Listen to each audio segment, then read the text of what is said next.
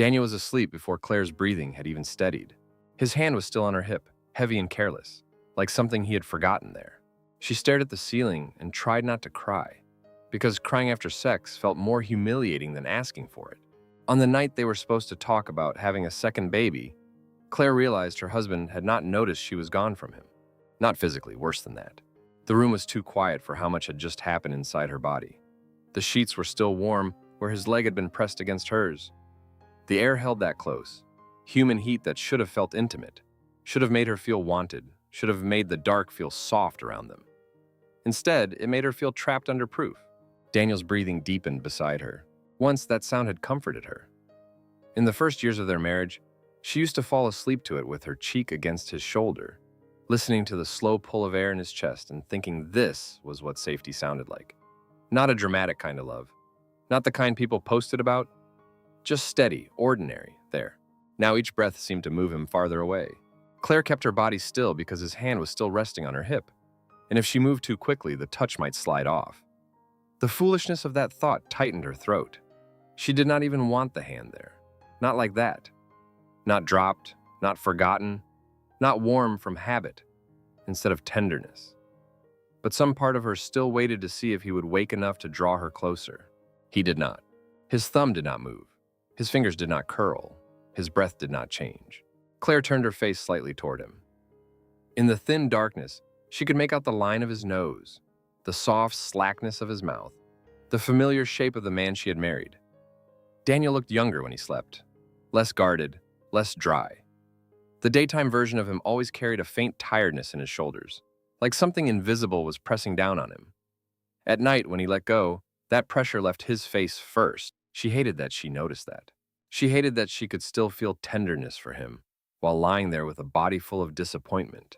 The last few minutes replayed themselves without her permission, not as images exactly, but as fragments her skin remembered. His weight, his breath near her ear, the sudden urgency with which he had reached for her after they turned out the light, the way she had tried to answer him, tried to believe that maybe tonight would be different because he had kissed her first. Not the quick kiss in the kitchen while passing Lily's cup across the counter. Not the distracted kiss before work. A real kiss, or close enough to make her hope. For a moment, she had let herself soften. She had turned toward him because she missed wanting him without fear behind it. She missed the simplicity of being touched by her husband, and not immediately wondering if she would have to pretend at the end. She missed the old rhythm between them, the one that had not needed explanation. His hand at her waist, her breath changing. The quiet permission of two people who knew each other's bodies without turning that knowledge into duty. But tonight had narrowed too quickly. Daniel had moved with the same tired insistence he brought to everything lately, as if closeness were another task to finish before sleep took him. Claire had tried to slow him with her hand on his arm. She had tried to meet him halfway without making him feel corrected. She had shifted, breathed his name once, and waited for him to notice what her body was asking for. He had kissed her hair. Not her mouth, her hair. The kindness of it almost hurt more. Then it was over before she had found the courage to ask for more. Before her body had stopped waiting. Before the warmth between them had become anything she could carry with her afterward. Now Daniel slept, and Claire lay beside him, wide awake, trying to decide whether the ache in her chest was anger, shame, or something quieter that had been growing for months. His hand slipped slightly. It slid from the curve of her hip toward the mattress, and she caught herself holding her breath as if that small movement mattered. When it finally fell away, it landed between them with a soft, dull sound against the sheet. There it was, the space. Claire pressed her lips together. Her eyes burned, but she refused the tears. Tears would make the moment bigger, and she had spent too many nights convincing herself it was not big enough to cry over. He was tired. That was what he said. He worked hard, he loved Lily. He came home on time, paid bills, fixed loose cabinet handles, remembered trash day, and carried their daughter to bed when she fell asleep on the couch. He was not cruel. He was not reckless. He did not drink too much, did not disappear, did not flirt with women in front of her, did not make their home unsafe. He was a good man. That sentence had become the wall Claire kept walking into. Good men could still leave you lonely. The thought came so clearly that she shut her eyes against it. Across the hall, Lily made a small sound in her sleep. Not a cry, just the soft, broken hum she sometimes made when she was turning over. Claire's body responded before her mind did. Her head lifted slightly from the pillow. She listened. Silence. Then the faint rustle of a blanket. Claire sank back down. Lily was 4 now, old enough to insist on choosing her own pajamas, still young enough to tuck both hands under her cheek when she slept. Earlier that evening, she had stood in the bathroom doorway wearing a yellow nightgown and asked if babies could hear bedtime stories from inside their mommy's bellies. Daniel had laughed from the hallway and said, "Maybe if mommy reads loud enough." Claire had smiled because Lily was watching. Then Lily had asked if she was going to get a baby brother or baby sister soon. And Daniel had looked at Claire over their daughter's head with the mild, hopeful expression of a man who thought the plan was still the plan. Claire had looked away first. Now the memory sat in the room with her. Daniel snored once, lightly, then settled again. Claire turned onto her back. Her body felt unfinished in a way she did not know how to explain without sounding cruel. It was not only desire. Desire by itself would have been easier. Desire could be handled privately, blamed on mood or timing or hormones, folded away until another night. This was different. This was the humiliation of feeling her body reach for her husband and come back with nothing but silence. She touched the place on her hip where his hand had been. Her own fingers were cooler than his, more careful. She wiped at the corner of one eye before the tear could fall into her hairline. The phone on her nightstand lit up. A pale rectangle appeared in the dark, bright enough to make her blink. Claire did not move at first. For one impossible second, she hoped it was nothing, a weather alert, a school email, something small and ordinary. Then she saw the notification. Fertile window starts tomorrow. The words sat there with a tiny pink icon beside them, cheerful and obscene. Claire stared. Her stomach tightened so sharply she almost laughed. Not because it was funny, because the timing was so exact it felt like accusation. Tomorrow. As if her body were an appointment. As if the calendar could not see Daniel sleeping beside her, could not feel the cooling sheet, could not hear the silence after a closeness that had not been close enough. They had talked about this, not deeply, not in the way Claire now understood they should have. More like they had circled it over dinner and in the car, and during those small windows of adult conversation after Lily fell asleep. A second child before Lily got too much older. Another baby while they were both still 33. A sibling, a fuller table. A house that felt complete. Daniel had wanted it in the vague, steady way he wanted most good things. He said Lily would be a sweet big sister. He said they already knew what they were doing this time. He said they were not getting younger. Claire had nodded because she wanted to want it without hesitation. Some days she did. She could picture Lily pressing her face to a newborn's blanket. She could picture Daniel holding a baby on his chest, the way he had held Lily, so still and amazed in the hospital room that first night that Claire had fallen in love with him in a new way. She could picture the little socks, the sleepy weight, the soft collapse of a newborn against her shoulder. But lately, every time she imagined another baby, the picture widened. It included the nights, the exhaustion, the weeks when her body would belong to everyone except herself. The careful, lonely return to being a wife after being needed all day as a mother. The possibility that Daniel would become even more tired, even farther away. And she would have less right to ask for anything because there would be a baby in the house and everyone would be tired. Everyone would be tired. That was always the answer waiting for her. Claire reached for the phone. The screen felt cold against her fingertips. She turned the brightness down quickly, glancing at Daniel as if light itself might wake him and force a conversation she was not ready to have. He did not stir. The notification remained. Fertile window starts tomorrow. Below it, the app offered its neat little buttons. Log symptoms. View calendar. Dismiss. Claire's thumb hovered. She could dismiss it for tonight and keep the plan alive tomorrow. She could roll toward Daniel in the morning and let the ordinary noise of breakfast make this moment smaller. She could pack Lily's lunch, rinse coffee mugs, ask Daniel if he wanted eggs, and wait for some other version of courage to arrive. She could tell herself that one bad night did not mean anything. Except it was not one bad night. The thought moved through her slowly. Not dramatic, not sudden, just final enough to make her hand go still. It was the nights she had lain awake afterward and counted the cracks in the ceiling paint. It was the mornings she had smiled at Lily while feeling tender and bruised in a place no one could see. It was the way Daniel apologized, without asking what had actually hurt. It was the way he said he was tired, always tired, and somehow his tiredness ended the conversation while hers had nowhere to go. It was the way she had begun to dread wanting him. Claire lowered the phone to her chest. The hard edge of it pressed against her sternum through the sheet. On Daniel's nightstand, beneath the dim shape of his water glass, was the health folder he had brought home 3 days ago and never opened again. She looked at it because the phone light caught the white corner of the folder and made it glow. The folder was plain, white, creased once near the top from where Daniel had bent it getting out of the car. Inside were the results from his checkup. Claire had not read them fully yet. Daniel had waved them in the kitchen with a tired half-smile and said some numbers were a little off. Cholesterol, liver enzymes, uric acid. Things he said like they belonged to someone older, someone farther away from them. "I'll deal with it," he had said. Then he had placed the folder on the nightstand. 3 days ago. Claire had moved it once to dust and put it back in the exact same place, as if the folder were his decision to make. As if not touching it too much proved she was not the kind of wife who controlled him. As if leaving it there might make him pick it up. Now it sat beside him, unopened, while he slept through another thing that belonged to both of them. Claire stared at it until the white blurred. Maybe he really was tired. Maybe his body really was carrying more than she knew. Maybe the man beside her was not choosing distance so much as collapsing into it. The thought should have softened her. It did not. Not enough.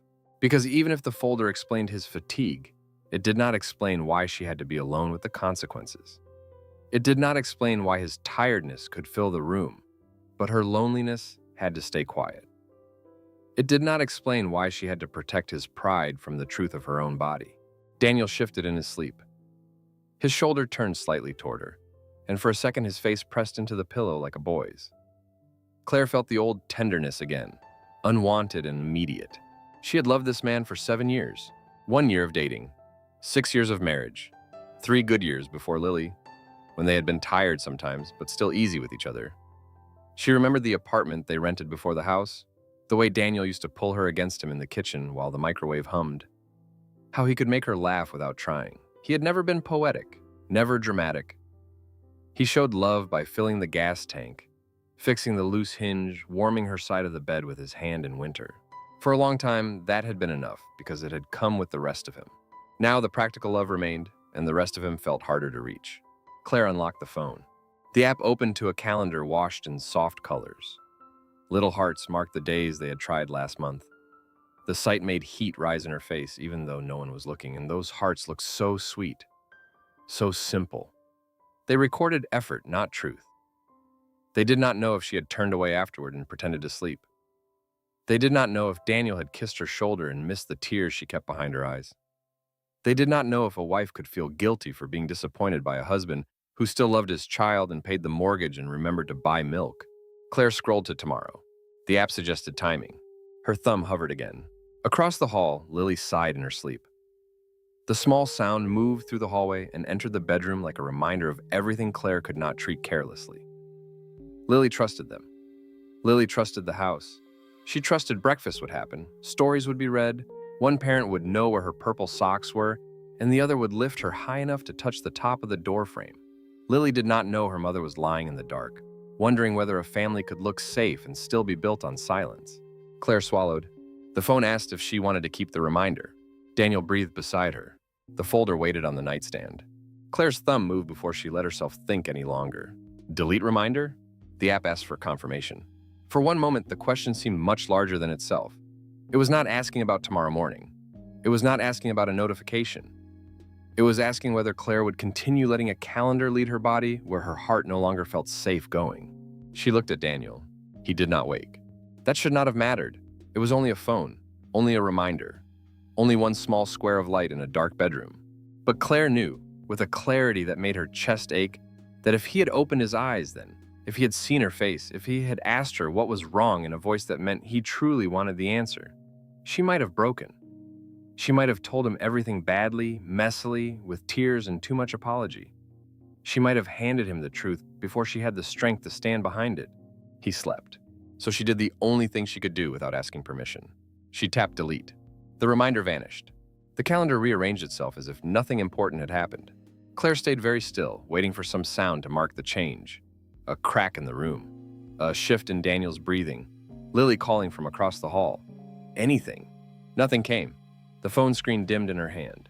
Beside her, Daniel slept on, his face turned toward the unopened folder. Claire set the phone face down on her nightstand. The room went dark again, but not in the same way. The darkness felt thicker now, shaped around the choice she had made. She turned carefully onto her side, away from Daniel, and pulled the sheet up to her chest.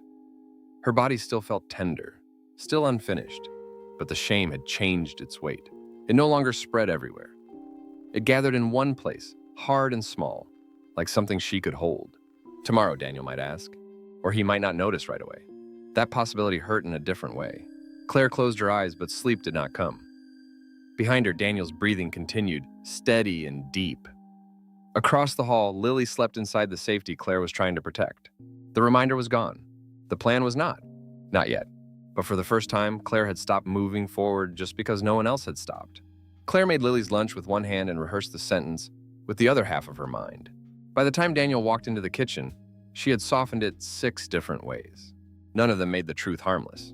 The knife moved through a strawberry with a wet little sound. Claire laid the slices into Lily's lunch container one by one, red half moons against the pale square of a folded napkin.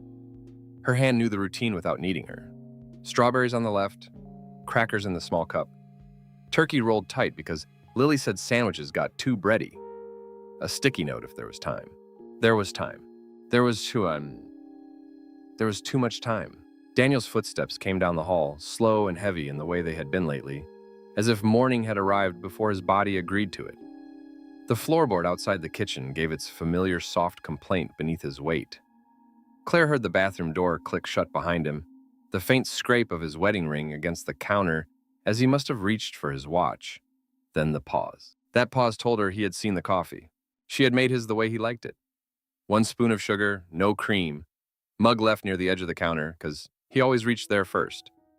A small, ridiculous act of care after a night when she had lain beside him feeling uncared for.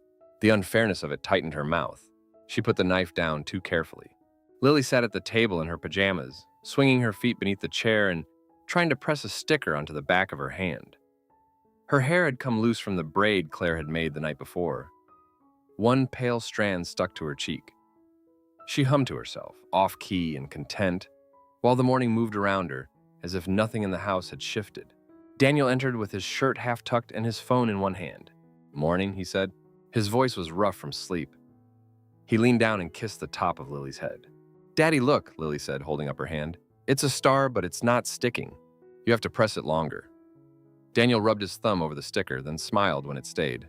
"There, official star hand." Lily giggled. Claire watched the easy way Daniel could still be soft with their daughter. It was not an act. That was what made everything harder. He could bend his voice for Lily. He could notice a loose sticker. He could make a 4-year-old feel seen before his coffee. Claire turned back to the lunch container before he looked at her. "Coffee's there," she said. "Thanks." The mug lifted from the counter. Ceramic against wood. A sip. A breath through his nose. Ordinary sounds. Claire hated how ordinary they were. Daniel opened the fridge, stared inside without taking anything out, then closed it. The rubber seal gave a tired sigh. He moved behind her to reach the cabinet, close enough that she felt the warmth of him at her back for half a second. Her body reacted before her mind could stop it. Not desire exactly. Not hope either. More like an old habit waking and then remembering itself. He did not touch her. He reached past her for a plate. Claire's fingers tightened around the lid of Lily's lunch container until the plastic edge pressed into her skin. Say it now. Not while Lily was here. Not like this. But if not now, the day would pull them apart. Daniel would go to work. Claire would take Lily to preschool. There would be emails, pickup, dinner, bath, bedtime. The conversation would sink again into the place where difficult things waited until both of them were too tired to touch them. Daniel set the plate on the counter and picked up his phone. His thumb moved over the screen. Claire saw the moment it happened. His face changed but only a little, not enough for anyone else to notice. His brow drew in. His mouth stilled around the rim of the mug before he took another sip. He looked at the phone, then at the counter, then at her. "Did you turn off the reminder?" he asked. Claire's breath stopped. Lily was still humming. The refrigerator clicked on behind them with a low vibration. "What reminder?" Claire asked, though she knew. Daniel glanced toward Lily, then back at Claire. "The app reminder." The word app landed between them with all the things he would not say in front of their daughter. Claire snapped the lid onto Lily's lunch. Once, too hard. Lily looked up. "Mommy?" "It's okay, honey." Claire softened her voice so quickly it almost hurt. "Just making sure it closes." Daniel waited. That was the thing about him. He did not push loudly. He waited, and the waiting itself became pressure. He stood in their kitchen with his coffee and his untucked shirt and his tired eyes. And somehow Claire felt like the one who had done something secret. She put Lily's container into the small lunch bag. "Lily, can you go pick your shoes?" she asked. "My sparkly ones?" "If you can find both." Lily slid off the chair, sticker hand held carefully in the air. "I know where one is." "One is a start," Daniel said. Lily ran out of the kitchen with the dramatic urgency only one missing shoe could create. The moment she was gone, the kitchen changed. The air seemed to lose its harmlessness. Daniel lowered his mug. "Claire." She wiped a crumb from the counter with her thumb. "I deleted it." "Why?" The question was simple, too simple. Claire looked at the lunch bag. The little zipper had a strawberry charm Lily loved. It lay on its side, smiling up at her in bright plastic ignorance. "Because I don't think we should keep trying this month."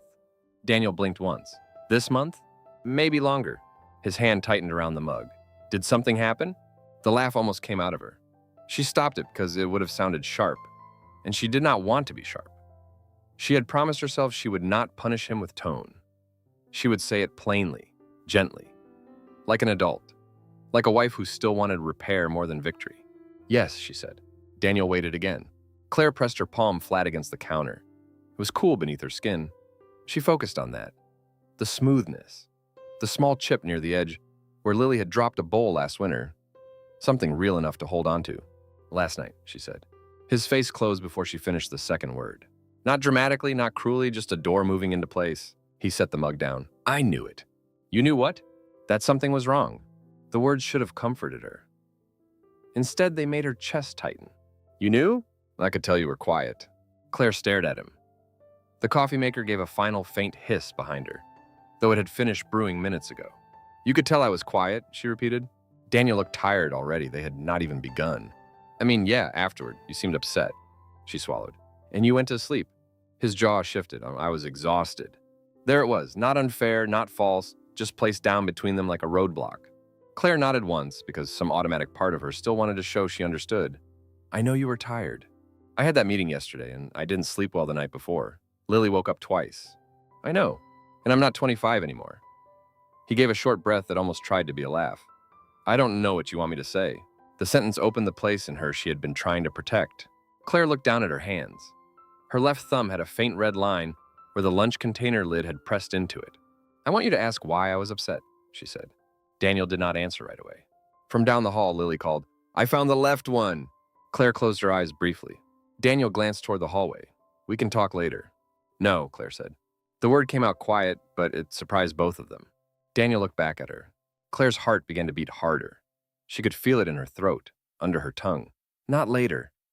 Later turns into bedtime. Bedtime turns into both of us being tired, and then it becomes another thing I'm supposed to let go." His expression tightened. "I'm not asking you to let anything go. You are when you keep making tired the end of the conversation." He inhaled through his nose. The sound was controlled. "Claire, I said I'm tired because I am tired." "I believe you." "Then why does it sound like you don't?" Because believing him did not make her less alone. Because his tiredness had become a room she was not allowed to enter, only wait outside. Because every time he said it, her own need had to step back politely and make space. She did not say all that. She said, "Because I'm tired too." Daniel looked at her then, really looked, and for 1 second she thought the sentence had reached him. Then Lily ran back into the kitchen with one sparkly shoe on and the other in her hand. "This one has something inside it." Claire turned automatically. "Bring it here." The interruption loosened the moment, but did not break it. Daniel stepped back, rubbing a hand over his face, while Claire shook a tiny plastic bead out of Lily's shoe. Lily laughed like the bead had played a trick on her. Claire knelt to help with the strap. Her hands moved gently. Her voice came out steady. "There you go. Backpack by the door, okay?" "Okay." Lily grabbed her lunch bag and skipped out, the strawberry charm bouncing against her knee. The front room filled with the small noises of a child getting ready. The thump of a backpack, the squeak of shoes, the little song Lily made out of nothing. Claire stood. Daniel had not moved. He looked toward the doorway, then back at her as if their daughter's presence had reminded him of the size of what Claire was disturbing. "She's going to be late," he said. "I know. We shouldn't do this right now. If we don't do it right now, we won't do it." "That's not fair." The words brushed something raw. Claire turned fully toward him. "I'm trying very hard to be fair." Daniel's mouth opened, then closed. She could see him choosing. That was the part that hurt. He was not confused. Not really. He was choosing which door to open and which to keep shut. Claire lowered her voice. Last night wasn't just last night. His eyes moved away. She continued before she lost courage. It hasn't been just one night for a long time. Daniel rubbed the back of his neck. Claire. No, please. Her voice shook on the second word. She steadied it. Please, let me finish. His hand dropped to his side. The kitchen light made everything too clear. The mug near his hand. The lunch crumbs near hers. The tiny bead from Lily's shoe still sitting on the counter between them. Bright blue and useless. Claire kept her eyes on that bead while she spoke. I don't feel close to you afterward, and she said. Sometimes not during either. Daniel's face changed. A flush came up his neck so quickly that Claire almost stopped. Shame rose in her too, answering his. She hated that the first visible consequence of her honesty was his embarrassment. I'm not trying to hurt you, she said quickly. Well, it does. The words came too fast. Claire absorbed them. A small part of her wanted to apologize immediately, to make the pain she had caused smaller than the pain she had carried. She nearly did. The apology moved up her throat by habit. She swallowed it back. I know, she said, but not saying it has been hurting me. Daniel picked up his mug, then set it down again without drinking. So what are you saying? That I'm bad at it? The bluntness hit her in the stomach. No, that's what it sounds like. That is not what I said. What else am I supposed to hear? She looked at him then. Really looked. His shoulders were high. His eyes were fixed somewhere near her chin, not quite meeting hers. The room felt warmer suddenly. Too warm for a morning kitchen. Claire could feel sweat beginning under the collar of her shirt.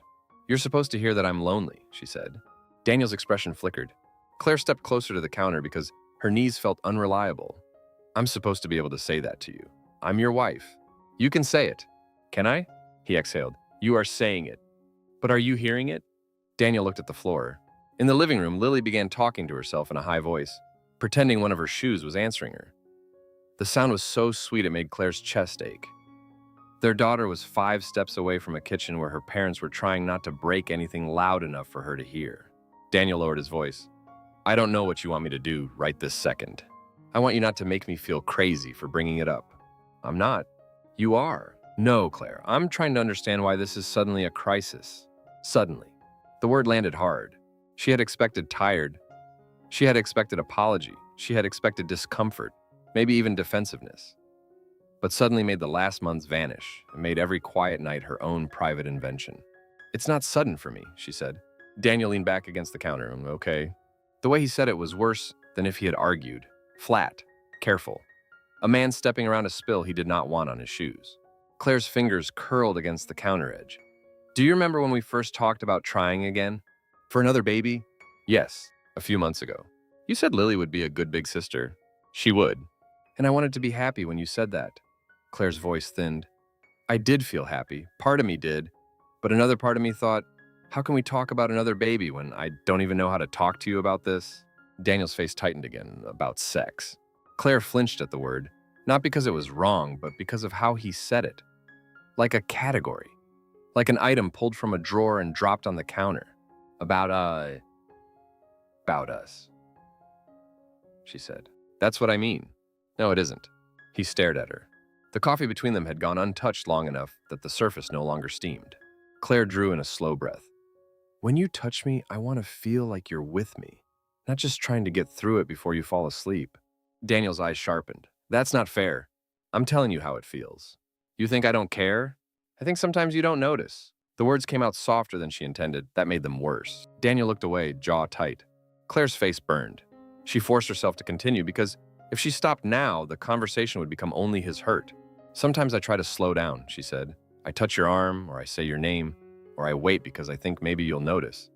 And then it's over, and you kiss my hair or my shoulder, and you think that's tenderness. But I'm still lying there, feeling like I disappeared halfway through. Daniel said nothing. Her throat ached. She could hear the refrigerator humming. Lily's backpack zipper rasped in the living room. I don't want to fake being okay, Claire said. Not while we're trying to make another baby. Not when it already feels like my body is just supposed to cooperate with a plan. Daniel's eyes came back to her. That's not what I think. Then what do you think? I think, he stopped. Claire waited. He rubbed his thumb over the side of the mug. I think we're both stressed. I think you're putting a lot on this because of the baby thing. And I think when people start tracking days and timing everything, it makes it weird. Claire stared at him. The answer was so reasonable on the surface that for one moment she almost accepted it. Tracking did make things strange. Timing could make intimacy feel planned, exposed, clumsy. Parenthood did change bodies and schedules. Stress did enter a bedroom and lie down between two people. But he was using the reasonable part to cover the part he would not touch. This started before the app, she said. I know, but the app doesn't help. Daniel. What? You're talking about the app because it's easier. His mouth hardened. Or maybe I'm talking about the app because you deleted it without telling me. There it was. The ground moving under her. The conversation turning. Her pause became secrecy. Her boundary became offense. Claire's hands went cold. I deleted it because I couldn't keep pretending, she said. Pretending what? That I'm ready to try for a baby when I feel like we're not even okay as husband and wife. Daniel pushed away from the counter. Not far. Just enough to put air between them. We are okay. The words were immediate. Claire almost laughed again. But this time the sound would have been closer to crying. You can't just say that. I'm not just saying it. We're tired, we're busy, we have a 4-year-old. This is normal. Normal. She looked toward the living room, where Lily had started singing to herself again. Normal was a lunch packed and coffee made. Normal was Daniel kissing Lily's head. Normal was Claire cutting strawberries while deciding whether to tell her husband that the most private part of their marriage had begun to make her feel ashamed. Normal was not the same as okay. She turned back to him. I cried last night. Daniel went still. She had not meant to say that. The kitchen seemed to hold the sentence in the air. When? He asked. After. His face shifted, not enough. Too much, she could not tell. I didn't know. I know. If I'd known you were asleep. The words were not sharp, but they cut anyway. Daniel looked down. For a second, the defensiveness slipped. Claire saw only exhaustion on his face. And something else she refused to name because naming it might make her soften too soon. He looked older in that moment. Not old, but worn at the edges. His shirt still half tucked, his hair damp from the shower, his hand around a coffee mug he had not really drunk from. Her anger faltered. Then he said, I'm sorry. It was quiet. It sounded real. Claire wanted to step into it. She wanted the apology to be a door. She wanted to believe that this was the part where he would ask what she needed, where he would come closer, where they would stand in the kitchen with Lily's backpack by the door and somehow begin again. She waited. Daniel rubbed his face with both hands. I'm just so tired, Claire. The door closed. Not slammed. Closed softly enough that she almost blamed herself for expecting it to stay open. I know, she said. I don't sleep right. Work's been a lot. My body just... He stopped, shook his head. I don't know. She looked at him, hoping he would say more. Hoping he would take the next step without her dragging him there. He did not. Instead, he reached for his mug and took a drink, grimacing because the coffee had cooled. Claire felt something inside her lower itself carefully, like a glass being set down before it could break. Maybe you should go back to the doctor, she said. He gave a short breath. For what, being tired? For the test results, for the numbers you said were off. I said I'd handle it. You haven't opened the folder. His eyes flicked to her. There it was again. That quick closing, the door. Claire, he said, I'm not attacking you. It feels like you are. I'm trying to talk about what's happening. What's happening is you're connecting everything to this one thing. This one thing? She could hear her voice starting to tremble. She lowered it. Daniel, it's our marriage. He set the mug down harder than necessary. Lily went quiet in the living room. Both of them froze. Claire turned her head. Lily? I'm okay, Lily called. My zipper's stuck. Claire closed her eyes for half a second. Daniel lowered his voice. This is exactly what I mean. What? You're making it huge. It is huge to me. I'm not saying it doesn't matter. You just keep saying it, in other words. He looked at her then, tired and cornered and irritated in a way that made her feel suddenly very alone. I said I'm sorry, he said. I said I'm tired. I don't know what else you want right now. Claire stared at him. She could have told him. She wanted him to ask where she went after he touched her and left her behind. She wanted him to say he had noticed, even if he had not known what to do. She wanted him to come around the counter and put both hands on the surface beside hers and say they would not try for a baby until she felt safe in the marriage again. She wanted him to understand that this was not about one night or one app or one tired man. She wanted him to stop making her ask for the smallest mercy as if it were an unreasonable demand. Instead, she heard herself say, I want you to take it seriously. Daniel's face changed in the smallest way. A muscle moved in his cheek. His gaze dropped to the blue beads still lying on the counter, then rose again. It is serious, he said at first, but the words did not hold. Claire waited. He looked toward the living room, then back at her. But not like this. Her stomach tightened. Like what? Like we're in some crisis, like I'm failing you because we're tired and things have been off. Things have been off for a long time because life changed, and we don't have to do anything about it? I didn't say that. What are you saying? He drew in a breath. His shoulders lifted and fell. When he spoke, his voice was lower, flatter. I'm saying it's not that serious. The kitchen went quiet, not silent. The refrigerator still hummed. Lily's backpack zipper rasped again in the next room. Somewhere outside sat a car door shut.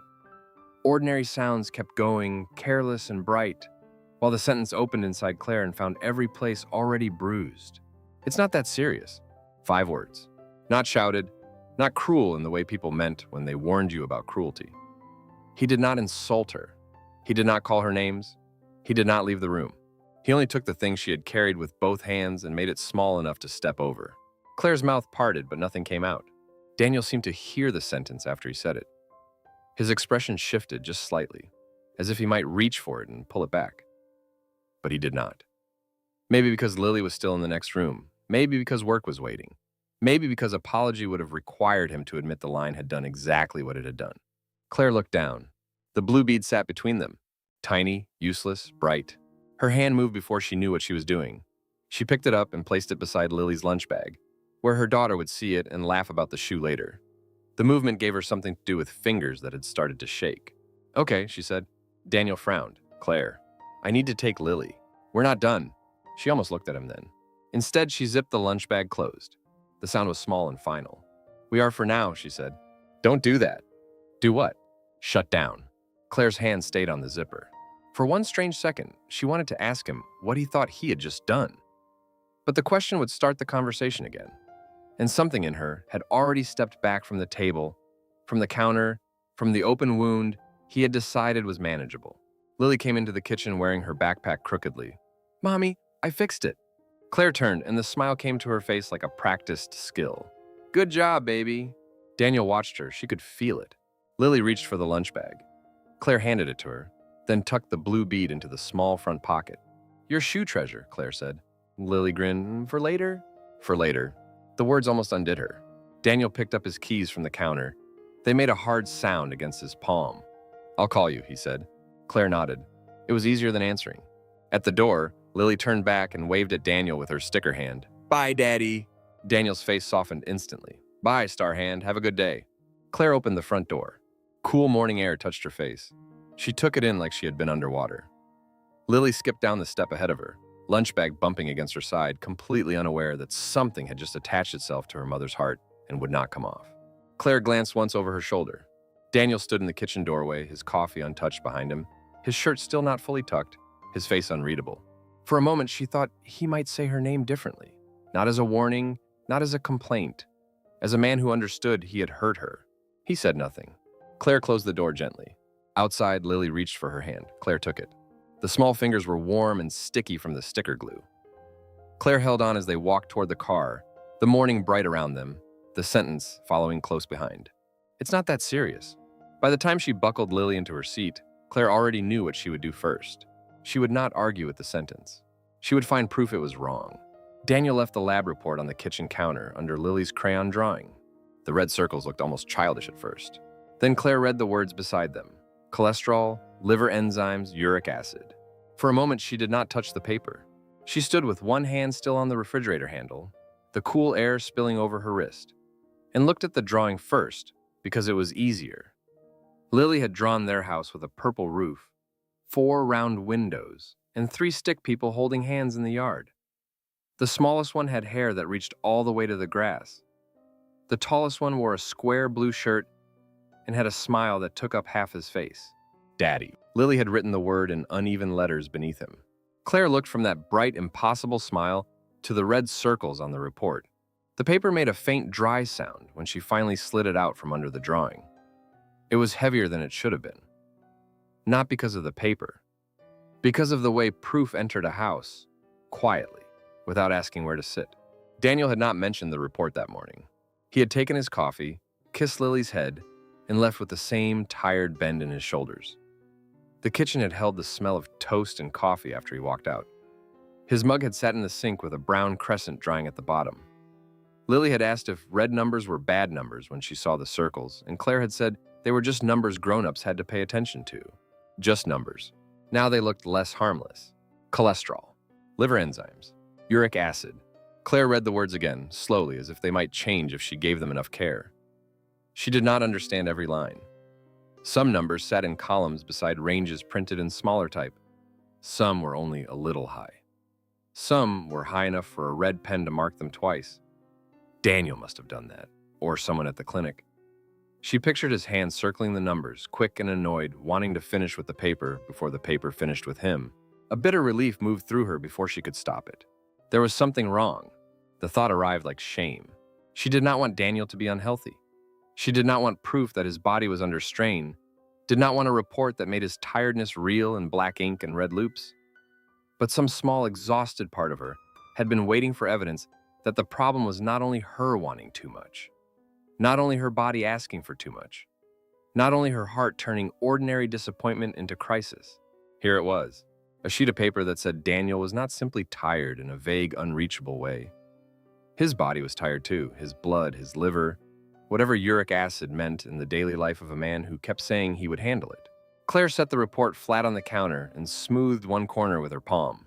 Lily's drawing peeked out from beneath it, the purple roof hidden now, only the little stick hands still visible. That hurt more than Claire expected. She took out her phone, then put it down. Calling Daniel at work would make it feel like accusation. Texting him a picture of the circled numbers would look like scolding. Waiting until evening would give him the whole day to forget he had left the report there, and give her the whole day to build sentences that did not sound like blame. She looked at the report again. Then she opened the cabinet where they kept vitamins they never took consistently. There was a half-empty bottle pushed behind cough drops and a box of bandages. Daniel had bought it months ago after saying he should probably be better about stuff like that. He had taken it for 4 days. Then the bottle had migrated to the back, where things went when neither of them wanted to admit they had stopped trying. Claire took it down and checked the date. Still good. She lined it beside the report. Then she opened the refrigerator and stared. The shelves looked suddenly like evidence too. Cheese sticks for Lily. Leftover pasta in a glass container. A carton of eggs. Daniel's favorite deli meat. A jar of pickles with sticky brine on the lid. Nothing terrible, nothing dramatic. Just the ordinary food of a family moving fast through weekdays. Still, Claire heard the words cholesterol and liver enzymes and felt them attach themselves to everything. By late afternoon, she had bought a new bottle of supplements, a small, dark bottle of tonic from the pharmacy aisle, and ingredients for a dinner that looked more careful than their usual Tuesday meals. She told herself she was not overdoing it. She told herself this was practical. This was what people did when lab numbers were bad. They changed dinner, they took walks. They made small, boring choices until the body understood. The grocery bag handles cut into her fingers when she carried them inside. Lily ran to meet her. Did you get apples? I got apples. Green? Green and red? Both? Lily's eyes widened, as if Claire had performed a miracle. Both. Lily hugged the bag around Claire's knees, nearly knocking it sideways. Claire laughed despite herself and kissed the top of her daughter's head. Lily smelled like crayons and the warm fabric of preschool. For a moment, the day softened. Then Claire saw the lab report still on the counter. Daniel had not moved it. He came home 20 minutes later, rubbing the back of his neck as he stepped into the kitchen. His shirt was wrinkled at the waist. His hair looked like he had run his hand through it too many times. He paused when he saw the cutting board. Claire had already washed vegetables, set a pan on the stove, and placed the new supplements near the salt shaker where he could not miss them. The dark bottle of tonic stood beside them. Too visible, too intentional. She saw his eyes land there and felt herself wanting to apologize before he even spoke. Smells good, he said. The words were polite. That made her nervous. It's just dinner, Claire said. Daniel picked up the supplement bottle. He turned it around in his hand, reading the front label without really reading it. The plastic made a faint clicking sound beneath his fingers. You bought these? Yes. He set it down on Claire. They're not medicine, just support. I didn't say they were. His voice had gone careful. Lily climbed onto a chair at the table with a crayon in each hand. Daddy, look at my house. Daniel turned toward her quickly, almost gratefully. The one from this morning? I made the roof purple. I saw a very fancy roof. Can our real roof be purple? Ask your mom. Claire stirred the vegetables too hard. The wooden spoon scraped the bottom of the pan. Daniel glanced at her. She made herself loosen her grip. Maybe not the whole roof, she said. Maybe a purple birdhouse. Lily considered this seriously. Daniel smiled at their daughter, but when he looked back at the counter, the smile closed. Claire set plates out. The plates sounded louder than usual when they touched the table. She had made fish, brown rice, vegetables, things that looked clean and reasonable and hard to argue with. She hated that she had prepared the meal like a peace offering and a warning at the same time. Daniel ate without complaint. That was almost worse. He took small bites, nodded once, said it was good. Lily made a face at the vegetables, then ate 2 pieces because Daniel promised the green apple after dinner would be extra crunchy. Claire watched his fork move, watched him avoid the tonic bottle on the counter, watched his eyes slide away every time the lab report came into view. After Lily ran to the living room with her apple slices, Claire picked up the supplement bottle and placed it gently beside Daniel's plate. "One with dinner," she said. Daniel stared at it. "I read the directions." "I can read." The words came out flat. Claire's hand stilled. Daniel closed his eyes for a second and rubbed his forehead. "Sorry, I didn't mean it like that." She nodded once, but the apology did not erase the edge. "I'm not trying to manage you," she said. "I know." The speed of his answer told her he did not. "I just thought if the numbers are high, maybe we could start small." "We?" Claire heard the tiny change in his voice. "Yeah," she said carefully, "well, we eat in the same house." Daniel gave a short, tired breath. "Claire, I'm not Lily. You don't have to put things next to my plate." Her face warmed. "I wasn't treating you like Lily. It feels like you are." Lily laughed in the living room at something on the floor, bright and unaware. Claire lowered her voice. "You left the report on the counter because I didn't know where else to put it. You didn't open it again." I looked at it. "Did you call about a follow-up?" Daniel pushed his plate away slightly. "Not yet." "Daniel." I said not yet. The space between them tightened. Claire looked down at the supplement bottle. Its cap was white, sealed in a strip of clear plastic, new, clean, full of the kind of hope that could still pretend one person buying something meant 2 people were trying. "I'm trying to help," she said. "I know that." "Then why do you sound angry?" "Because every time I come home now, there's something else I'm supposed to fix."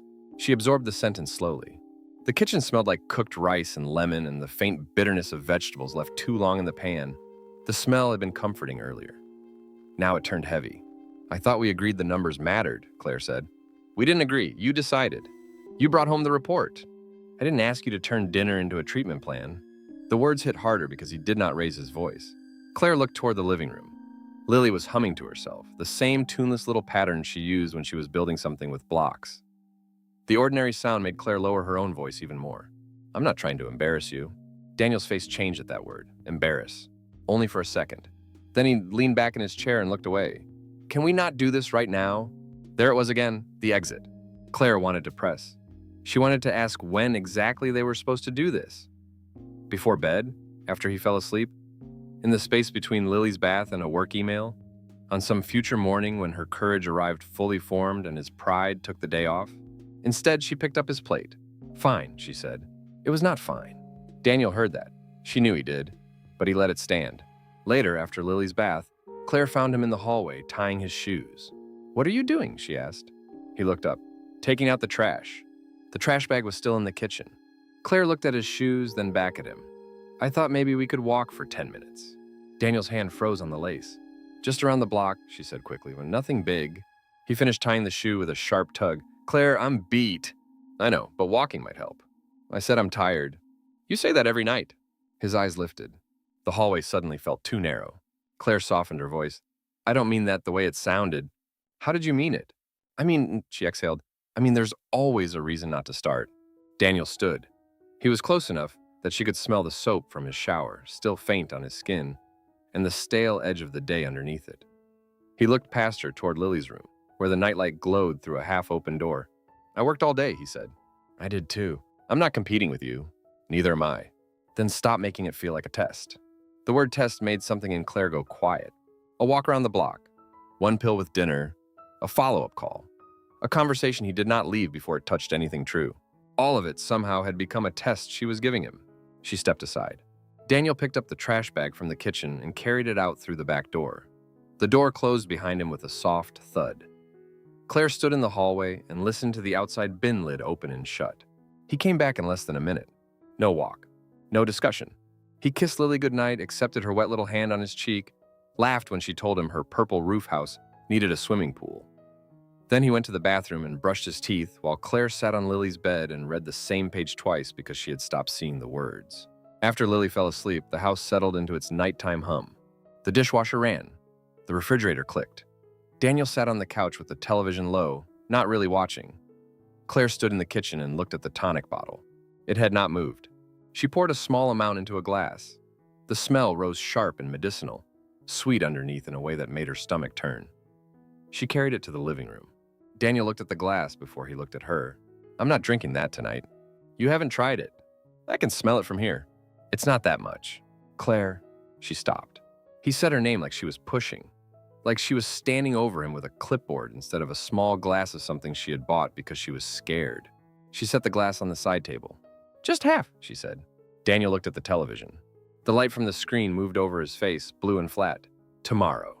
"You said that about the follow-up." His jaw tightened. "I said tomorrow." Claire stood there, holding the silence like something too hot. Then he reached for the glass. Relief came too fast. She hated that too. Daniel drank half in one swallow, grimaced, and set the glass down harder than necessary. "There," he said. The word made the relief collapse. Claire looked at the half-full glass. The dark liquid clung to the sides, not enough to count as effort. Too much to count as refusal. "Thank you," she said, because she did not know what else to do with the part of herself that still wanted to encourage him. Daniel closed his eyes briefly. "Can we just watch something?" They watched without watching. Or Daniel did. Claire sat beside him at the far end of the couch, hands folded in her lap, listening to the low murmur of voices from the television and the dishwasher's water cycling through the kitchen. At one point, Daniel's head tilted back against the couch. His eyes closed. His mouth softened. The same tiredness took him again. Claire looked at him and felt the old argument inside her weaken. Maybe this was real. Maybe he truly had nothing left by evening. Maybe she was standing beside a man whose body had been warning him in numbers and fatigue.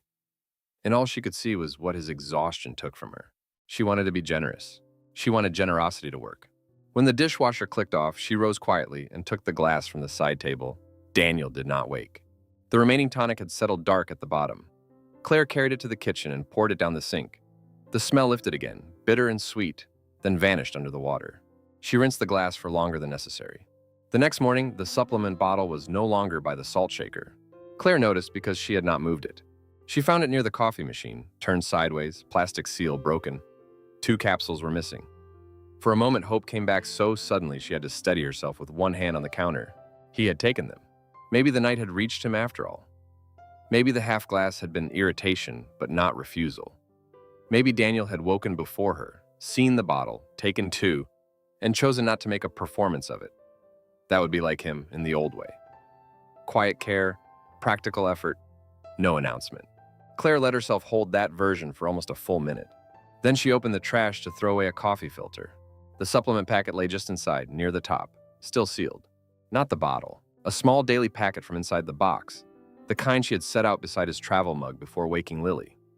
The corner was bent, but the seal had not been torn. It sat against a damp paper towel, clean and whole and hidden just badly enough to be found. Claire stood over the trash with the coffee filter in her hand. For a second, her mind refused the shape of it. Then it arranged itself. Daniel had moved the bottle, broken the outer seal, made the counter look used, taken the packet she had set out and dropped it away before leaving. The coffee filter sagged in her fingers. The house was quiet. Lily was still asleep. Daniel's car was gone from the driveway. No argument, no chance to ask, no face to read. Only the small, unopened packet sitting beside the trash like an answer. Claire lowered the coffee filter into the bin without letting it touch the supplement. She reached in carefully and picked up the packet by one dry corner. It weighed almost nothing. That was what made her chest hurt. So little weight, so much proof. She set it on the counter beside the lab report, which still had not made it into a drawer, a file, a decision, or his hands. The red circles looked different now. Yesterday they had looked like a path. Today they looked like witnesses. Claire stood there until the heat in her face cooled into something harder. She had wanted proof that the problem was not only in her head, now she had it. But proof, she understood as the unopened packet lay bright and untouched beside the red circled numbers, could not make a man reach for what he did not want to hold. Claire carried the casserole into Daniel's sister's house and told herself not to look tired. Lily ran ahead toward her cousins, already laughing. For 10 seconds, Claire almost believed the family looked normal from the outside. The house was warm with too many bodies and the smell of food that had been sitting in covered dishes for half an hour. Voices overlapped in the front room. Children shrieked somewhere down the hallway, then dissolved into laughter. A television murmured from a corner no one was watching. Someone had set out paper napkins with little blue flowers along the edges, and one of them lifted slightly every time the front door opened. Claire shifted the casserole against her hip. The glass dish was hot even through the towel wrapped around it, and the weight of it pulled at her wrist. She had made it because bringing nothing would have made people ask if she was feeling all right. Bringing something said what women and families often needed to say without saying anything. I am fine. I am participating. There is no trouble here. Daniel stepped in behind her, carrying Lily's sweater and a bag of dinner rolls. He closed the door with his shoulder, then smiled toward the living room when his sister called his name. "Look who finally made it," she said. Daniel lifted the rolls like evidence. "We brought carbs. Forgive us." His sister laughed and came over to kiss his cheek. She took the rolls from him, then reached for the casserole from Claire. "Oh, Claire, you didn't have to bring anything." "I wanted to. You always say that." Claire smiled because it was easier than explaining that she had needed something to do with her hands all afternoon. The casserole left her arms, and suddenly she felt exposed without it. She folded the towel once, then twice, pressing the warm fabric between her fingers. Daniel's sister carried the dish toward the kitchen, calling out that everyone should stop picking at the appetizers if they wanted room for dinner. Lily had already vanished into the rush of children. Claire could hear her voice rise above the others, bright and breathless. "Wait for me!" Daniel watched their daughter disappear and smiled in that easy way that still had the power to hurt Claire if she looked too long. He was good at this part. Family rooms, casual jokes, being the kind of father other people noticed, being the kind of husband who stood near his wife with one hand resting lightly at the small of her back when relatives passed by. His hand touched her there now. Briefly, just enough for anyone looking to see closeness. Claire's body stiffened before she could stop it. Daniel's hand dropped. He glanced at her and she looked toward the kitchen before his face could ask anything. The touch had not been cruel. That was the problem with so much of what was happening between them. The gestures themselves were small, harmless from a distance. His hand at her back, his laugh in a room, his tired voice saying he would handle it. The half-finished glass, the supplement packet beside the trash, little things. Little things that collected weight. In the kitchen, Daniel's sister was pulling foil from dishes. A few relatives stood near the counter with drinks in their hands, talking about work, school, traffic, grocery prices, the ordinary subjects people used to warm a room without lighting anything dangerous. Claire joined them because standing alone would be noticed. "You look good," one of the women said, leaning in for a quick hug. Claire accepted the hug and felt the other woman's bracelet cold against her wrist. "Thanks." "Busy week?" "Always. That's life with a little one." Claire smiled again. "It is." Across the room, Daniel laughed at something his sister's husband had said. The sound was natural, open. Claire knew that laugh. It was not fake. Daniel was not pretending to enjoy his family. He did enjoy them. He enjoyed this house where no one knew what lay between the lab report and the trash can, between the fertility app and the closed bedroom door. He looked normal because he was normal here. Claire turned toward the sink and rinsed her hands, though they were not dirty. The water ran cool over her fingers. She let it run longer than necessary, feeling the temperature bite the skin at her knuckles. When she turned it off, the sudden quiet around her own hands felt too sharp. Dinner moved to the table in the usual family way. People carried plates and chairs. Children were told to sit, then told to sit again. Lily ended up between two cousins, one knee tucked under her, hair already coming loose. Daniel sat across from Claire, close enough that their knees would have touched if either of them shifted forward. Claire did not. Food passed from hand to hand. The casserole disappeared in uneven squares. Someone praised it. Claire said thank you. Daniel's sister asked who wanted more salad. A child dropped a fork. Someone laughed. The room stayed bright, noisy, ordinary. Then a relative looked from Lily to Claire and smiled. "So," she said, in the tone people use when they believed they were adding sweetness to a meal, "when are you two giving Lily a little brother or sister?" Claire's fork stopped halfway to her plate. There it was. The question did not enter the room loudly. It floated in, light, expected, almost affectionate. A question built from baby showers and hand-me-down clothes and the idea that one child naturally pointed toward another. Lily looked up at once. "I want a sister." One of the cousins groaned. "Brothers are better." "No," Lily said firmly. "A sister." The adults laughed. Claire smiled because everyone was looking near her, if not directly at her. Her fork felt slippery between her fingers. She set it down before it could clatter against the plate. "We'll see," she said. It was the safest answer. Soft enough to pass, vague enough to close the door. Daniel's eyes flicked to her. She felt it more than saw it. His sister smiled. That means they're thinking about it. We've been hearing that for a while, someone said. Claire reached for her water glass. Condensation dampened her fingertips. Lily keeps us busy. She's 4, the relative said. That's the perfect gap. Old enough to help, young enough to still be close. Claire took a sip. The water was too cold and went down hard. Daniel set his fork down. She knew before he spoke that he was about to make the room easier for himself. Well, he said, leaning back a little, if it were up to Claire, we'd have to get through 3 more spreadsheets first. The table chuckled. Claire's hand tightened around the glass. Daniel smiled, not at her exactly, but toward the room. She's got vitamins lined up. Reminders on the phone, dinner plans, walking schedules. I'm surprised she hasn't put baby number 2 on a project board. The laughter got bigger. Not cruel laughter. That was what made it so hard to react to. It was family laughter. Comfortable. Relieved. The kind that assumed everyone at the table was included in the joke. Lily laughed too, because the adults were laughing. Claire looked at her daughter. Lily's mouth was open in a delighted smile. Cheeks flushed from the noise and the food, and the thrill of being at the grown-up table for more than 5 minutes. She had no idea what had just happened. No idea that the vitamins were not funny. No idea that the reminders had been deleted in the dark while Daniel slept. No idea that the walking schedule was a 10-minute circle around the block her father had refused as if it were a punishment. To Lily, her father was making everyone laugh. To everyone else, Claire had become a certain kind of wife. The organized one. The intense one. The one who turned marriage and health and pregnancy into checklists. Daniel's sister laughed and pointed her fork at him.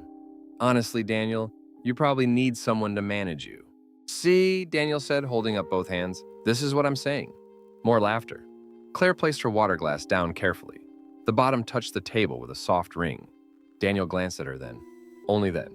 His smile changed slightly when he saw her face. Not enough for anyone else to notice. Enough for Claire. It was the quick calculation that hurt.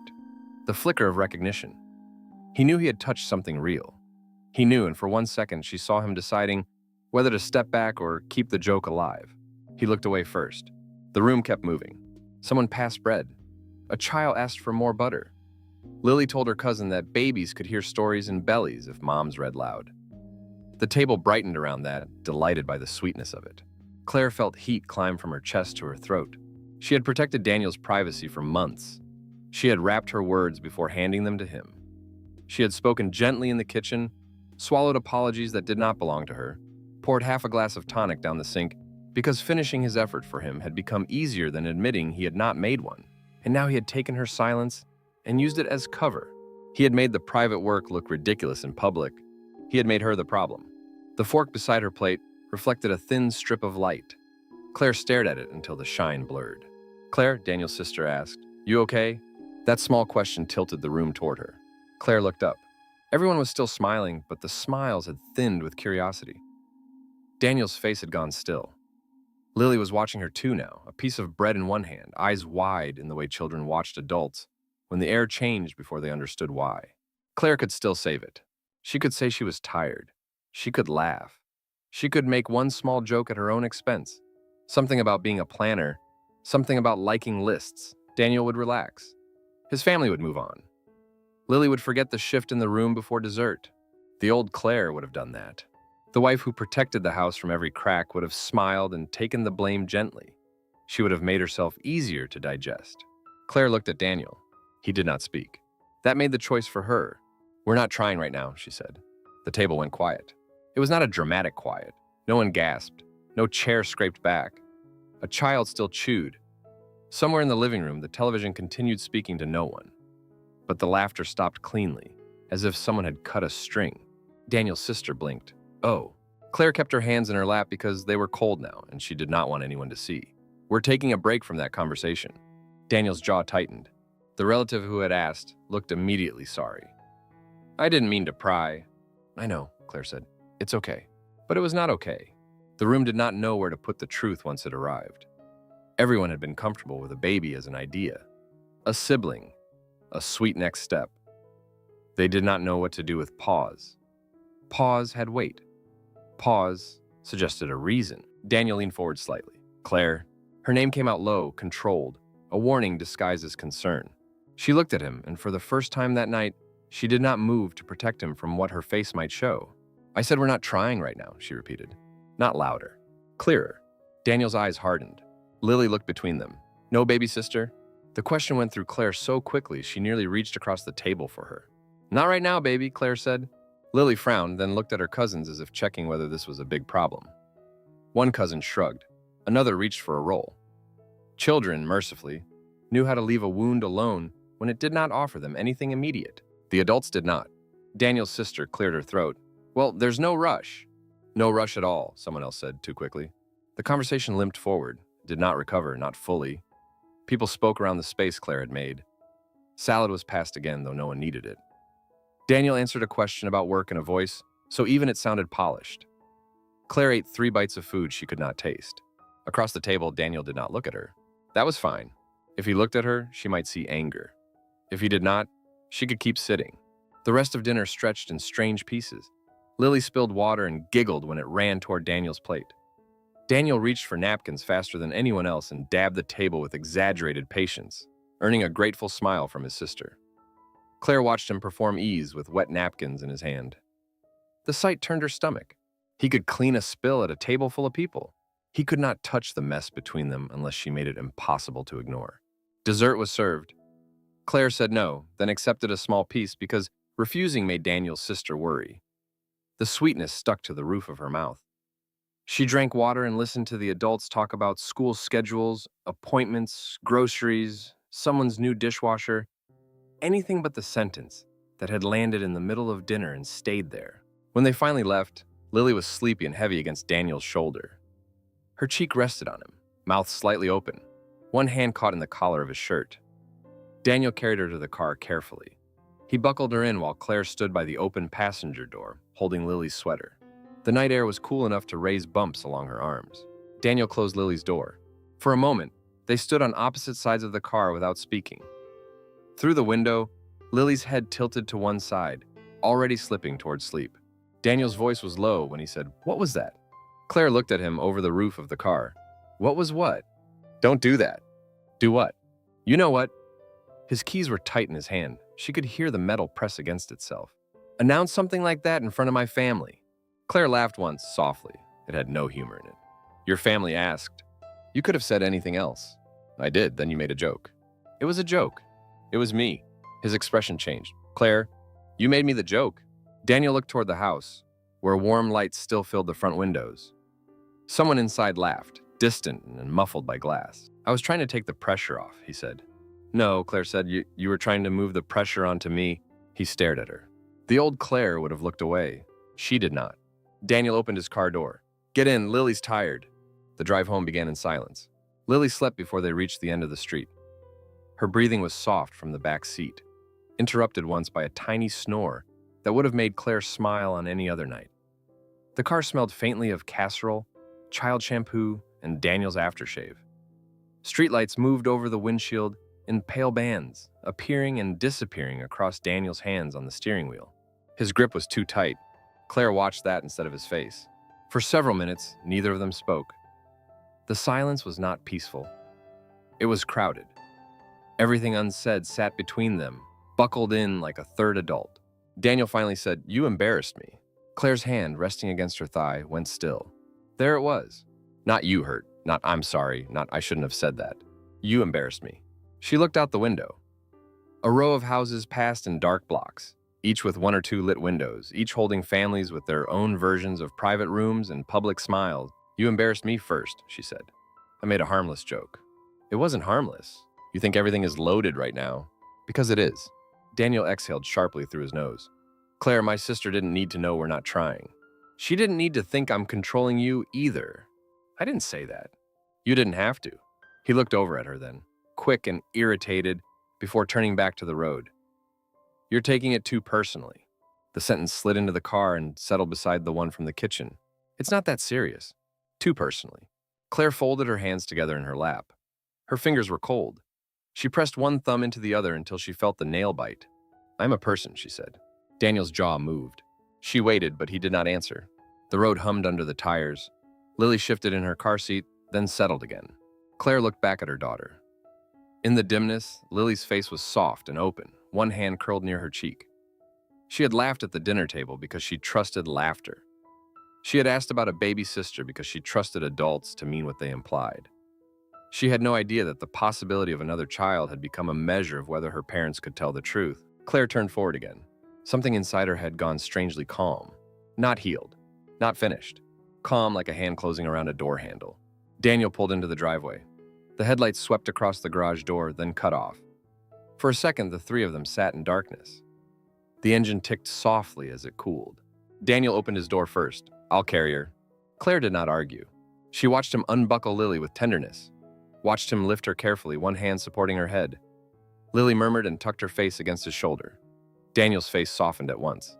There he was again, the good father, the tired husband, the man everyone could see. Claire got out and carried Lily's sweater and the empty casserole dish toward the house. The glass dish was cold now, much lighter than when she had carried it in, but somehow harder to hold. Inside, Daniel took Lily to her room. Claire stood in the kitchen with the casserole dish in the sink and listened to his low voice through the wall. "Almost there, Starhand." Lily mumbled something. A door creaked, blankets rustled. Claire set both hands on the edge of the sink. The metal was cold beneath her palms. When Daniel came back, he stopped at the kitchen entrance. Neither of them spoke. The quiet was different from the one before dinner. Before dinner, Claire had still been protecting something. Now the protection had a crack in it, wide enough for both of them to see. Daniel ran a hand through his hair. "We shouldn't have done that in front of them." Claire turned on the tap and let water run over the casserole dish. "Oh." He seemed to relax slightly, hearing agreement. Then she said, "You shouldn't have."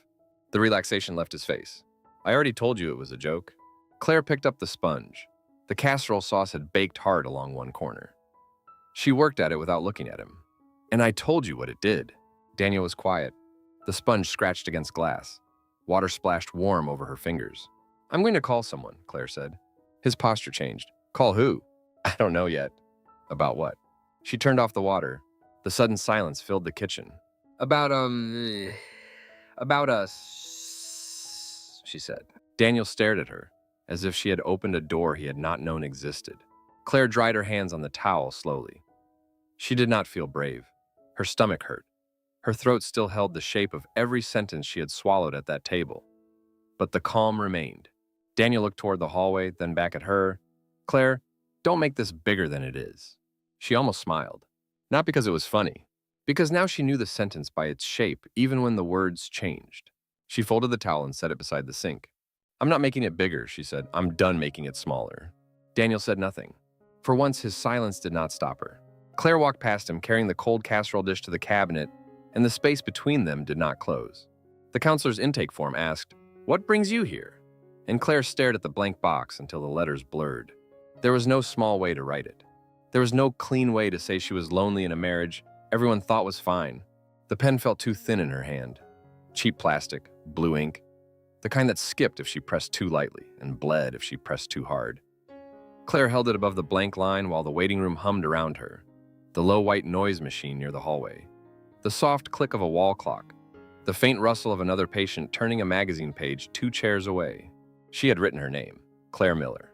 She had written her age, 33. She had written married beside relationship status, and the word had looked too simple for what it carried. Now the form wanted the reason. Claire looked at the empty box again. "What brings you here?"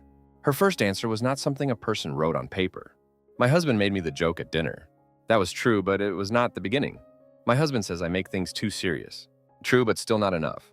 "My husband falls asleep after touching me, and I lie awake feeling ashamed of wanting to be noticed." Claire's throat tightened. She lowered the pen. The waiting room chair was cold beneath the backs of her thighs. Its vinyl had a small crack near the edge where someone's fingernail or key had cut into it. She pressed the intake form against the clipboard and tried not to look at the chair beside her. Daniel's chair. Empty. She had arrived 15 minutes early because she thought early would make her braver. It had only given her more time to watch the door. Every time the front entrance opened, her body responded before her mind did. Her fingers tightened. Her head lifted. Her ribs held still. A woman with a tote bag. A man in a baseball cap. A delivery driver with a small box. Not Daniel. The last time she had spoken to him about the appointment, he had been standing in their bedroom with his work shirt unbuttoned at the collar, looking at the time on his phone as if the hour itself could defend him. "I can't leave work early for that," he had said. "It's at 5:30. I still have to get there." "It's 20 minutes from your office." Claire. The way he said her name had become a closed door with a handle on only one side. She had stood near the dresser, the pregnancy planner tucked inside the bottom drawer where she had moved it after dinner at his sister's house. Not hidden exactly, not yet, but not on the counter. Not where its pale cover and little calendar tabs could pretend to be part of ordinary life. I made the appointment because I don't know how to keep having the same conversation with you, she had said. Daniel had pulled one side of his shirt free from his waistband and looked at her with that tired, cornered expression she had started to hate in spite of herself. So now we need a stranger? I think we need someone who can help us finish a sentence without one of us shrinking it. His mouth had tightened. That's dramatic. The word had landed like a hand over her mouth. Dramatic. Claire had looked at him for a long second and felt the old habit rise again. Explain softer. Reword it. Make it smaller. Make it easier for him to stand beside. Instead, she had said, I'm going. Daniel had looked away first. Now she was here, alone. Claire wrote the first sentence before she could lose courage. I feel alone in my marriage. The ink looked too dark. She stared at it, waiting for shame to punish her. It came, but not as sharply as she expected. It moved through her face first, heat along her cheeks, then into her chest, where it settled with something that almost felt like relief. The sentence was not everything. It did not say enough, but it existed now outside her body. She added another line. My husband and I are supposed to be trying for another baby, but I do not feel safe continuing while our intimacy and communication are broken. Her hand stopped after broken. She hated the word intimacy on paper. It looked formal, polite, too clean. It did not contain the bedroom. It did not contain the weight of Daniel's hand on her hip after he had already left the moment. It did not contain the burn in her eyes while he slept. It did not contain the humiliation of reaching for tenderness and receiving a tired apology, or worse, a tired explanation. She wrote one more sentence. When I try to talk about it, he says I'm making it too serious. She did not write the exact words. Not yet. She turned the page over and checked boxes about sleep, stress, appetite, relationship satisfaction. Some boxes felt too broad to hold real answers. Some felt like traps. Do you feel supported by your spouse? Claire looked at the options. Always, often, sometimes, rarely, never. Her pen hovered over sometimes because sometimes was generous and because Daniel loved Lily, and because he worked, and because he brought home milk without being asked, and because he did not raise his voice in the way people meant when they asked whether a marriage was safe. Then she remembered the dinner table, Daniel's smile as the family laughed, the way Lily had laughed, because everyone else did. The sentence in the car, you embarrassed me. Claire marked rarely. Her hand shook afterward. The inner office door opened. A woman stepped out, middle-aged, with calm eyes and a cardigan the color of oatmeal. She held a folder at her side, not like a shield, more like something she had forgotten she was carrying. Claire? Claire stood too quickly. The clipboard almost slipped from her lap. Yes, I'm Dr. Harris. The woman's voice was low and unhurried. Come on in. Claire glanced once toward the entrance. Still no Daniel. Dr. Harris noticed the glance, but she did not comment on it. That mercy nearly undid Claire. The office was smaller than Claire expected. 2 chairs angled toward a couch. A small table with tissues. A lamp instead of overhead lights. No dramatic framed quotes, no soft music. Just the faint tick of the same clock system from the waiting room and the smell of coffee that had gone cold in someone's mug. Claire sat in one of the chairs because the couch felt too large for one person. Dr. Harris took the chair across from her. I understand your husband may not be joining us today. Claire's throat tightened around the word husband. He said he couldn't leave work.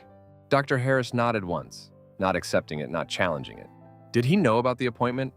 Yes. Did he say he wanted to come another time? Claire looked down at the clipboard still in her hands. She had gripped it so tightly that the metal clip had left a crescent in her palm. He said counseling was dramatic. The room did not react. That was what made Claire continue. He said, I'm making it bigger than it is. Dr. Harris waited. Claire swallowed. Maybe I am. Do you believe that? The question was gentle, but it did not let her move sideways. Claire looked at the tissue box. There were white tissues folded into a neat fan at the top. She hated that she noticed. She hated that part of her was already measuring whether she would need one. I don't know, she said. Some days I think yes. Some days I think if it hurts this much, it has to be something. Dr. Harris nodded again. Start with what made you make the appointment. Claire let out a small breath. The answer should have been the dinner, the joke, the public humiliation. That was the cleanest version. It had a scene, witnesses, a sentence, consequence, easy to tell without sounding like she had been quietly unraveling over something adults were not supposed to say mattered this much. At dinner with his family, Claire began, someone asked when we were having another baby. Dr. Harris listened. Claire described the casserole. Lily with her cousins. Daniel's family at the table. The question about a sibling. Her own vague answer. Daniel's joke about vitamins, reminders, dinner plans, walking schedules, baby number 2, like a project board. She kept her voice steady until she got to the laughter. Then something in her throat closed. Dr. Harris slid the tissue box a few inches closer without interrupting. Claire took one tissue because refusing it felt like another kind of performance. They didn't know, Claire said.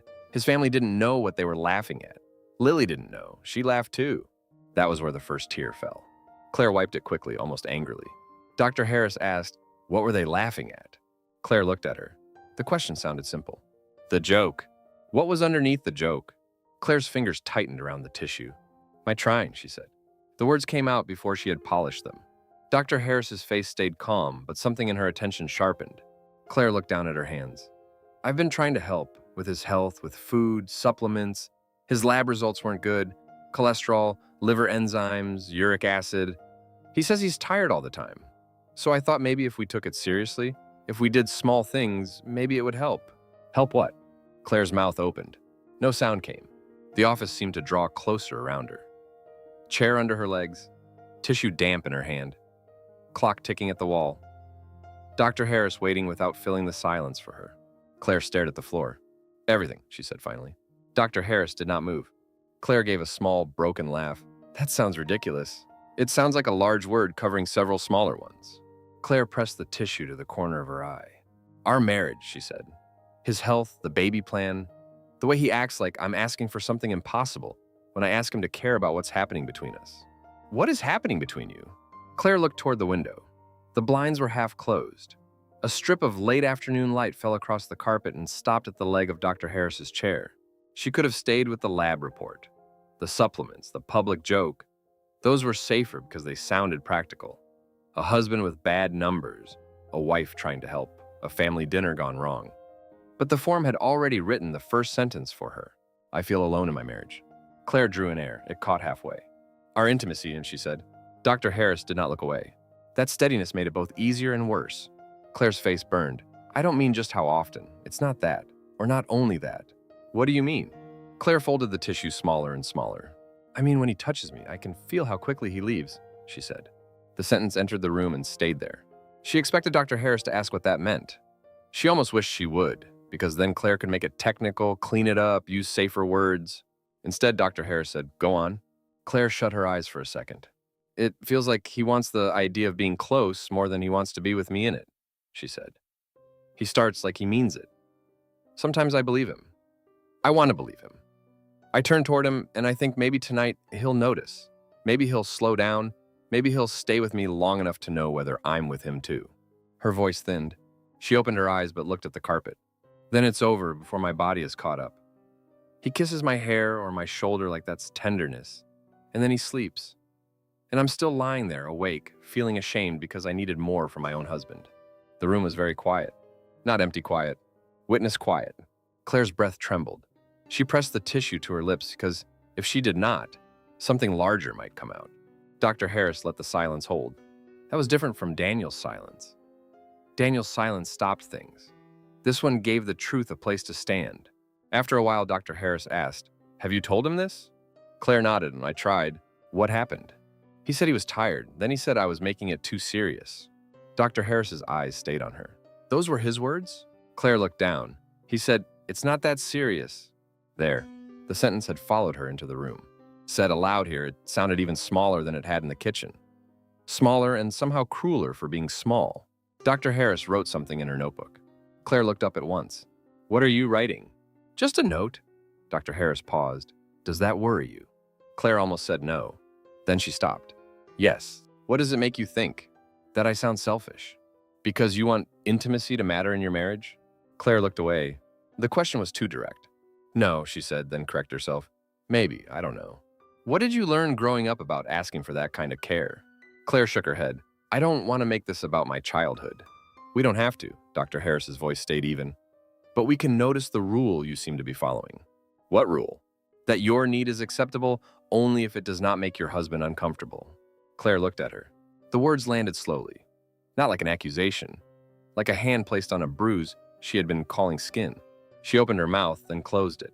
The clock ticked once, twice. Her body felt strange, as if it had been bracing against a push that did not come. "I don't want to hurt him," she said. "That matters," Dr. Harris said, "but it is not the same as never telling him when you are hurt." Claire pressed her thumb into the damp tissue. "He's not a bad man. I didn't hear you say he was. He loves Lily. I believe you.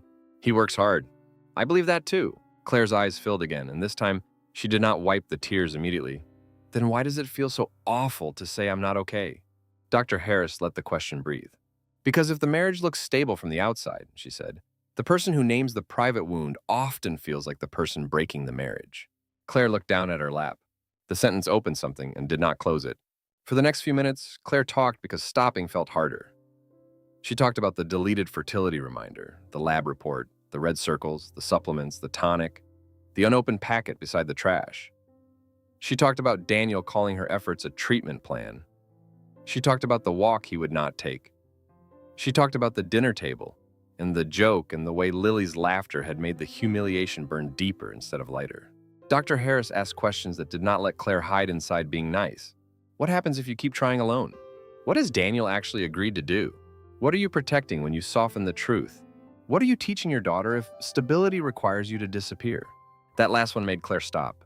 Her breath left her. Dr. Harris did not push immediately. Claire stared at the tissue crushed in her hand. Lily's face came to her suddenly. At the dinner table, laughing because the adults laughed. In the back seat, asleep while Daniel said Claire had embarrassed him. In the kitchen, asking if red numbers were bad numbers. "What if I'm overreacting?" Claire whispered. Dr. Harris leaned forward slightly. "Let's take the word overreacting out for a moment. What if Daniel never calls this serious?" The room narrowed. Claire heard the question as if it came from very far away. What if Daniel never calls this serious? Her first instinct was to answer with hope. He will. He has to. Once he understands. Once he is less tired. Once the numbers improve. Once I say it the right way. Once I stop making him feel attacked. All the old doors. All of them leading back to the same room. Claire looked at the window. The strip of light on the carpet had moved. It was thinner now. "I don't know," she said. Dr. Harris waited. Claire swallowed. "I guess I keep trying until I can't." "How will you know when you can't?" Claire's hand moved to her stomach, not because she meant to, but because the question touched the place where baby number 2 had lived as an idea, a calendar, a reminder, a hope she had not fully let go of. "I can't have another baby like this," she said. The words came out very quietly, but they changed the room. Dr. Harris nodded once. Claire heard herself continue. "I can't bring another child into this while I'm begging him to notice the marriage we already have." The tissue tore in her hand. The sound was small, but it startled her. Dr. Harris said, "That sounds like a boundary." Claire looked at the torn tissue. "It sounds like punishment." "Is it meant to punish him?" "No. What is it meant to protect?" Claire's answer came before she could dress it up. "Me," she said. Then after a second, "Lily." Then softer, "Maybe the marriage too, if there's anything left to protect." Dr. Harris let that sit. Claire cried then. Not loudly, not the way people cried when a scene gave them permission to fall apart. The tears came quietly, almost neatly, like her body had decided it could release only what would not scare the room. Dr. Harris handed her another tissue. Claire took it and laughed once through her nose. "I'm sorry. You don't need to apologize." "I know," Claire wiped under one eye. "I just do it. That may be part of what you are here to notice."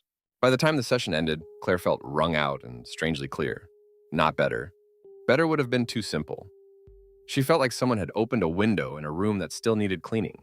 Dr. Harris walked her to the door. "If Daniel is willing to attend next time, we can work with both of you," she said. "If he is not, we can still work with what you control." Claire nodded. What you control.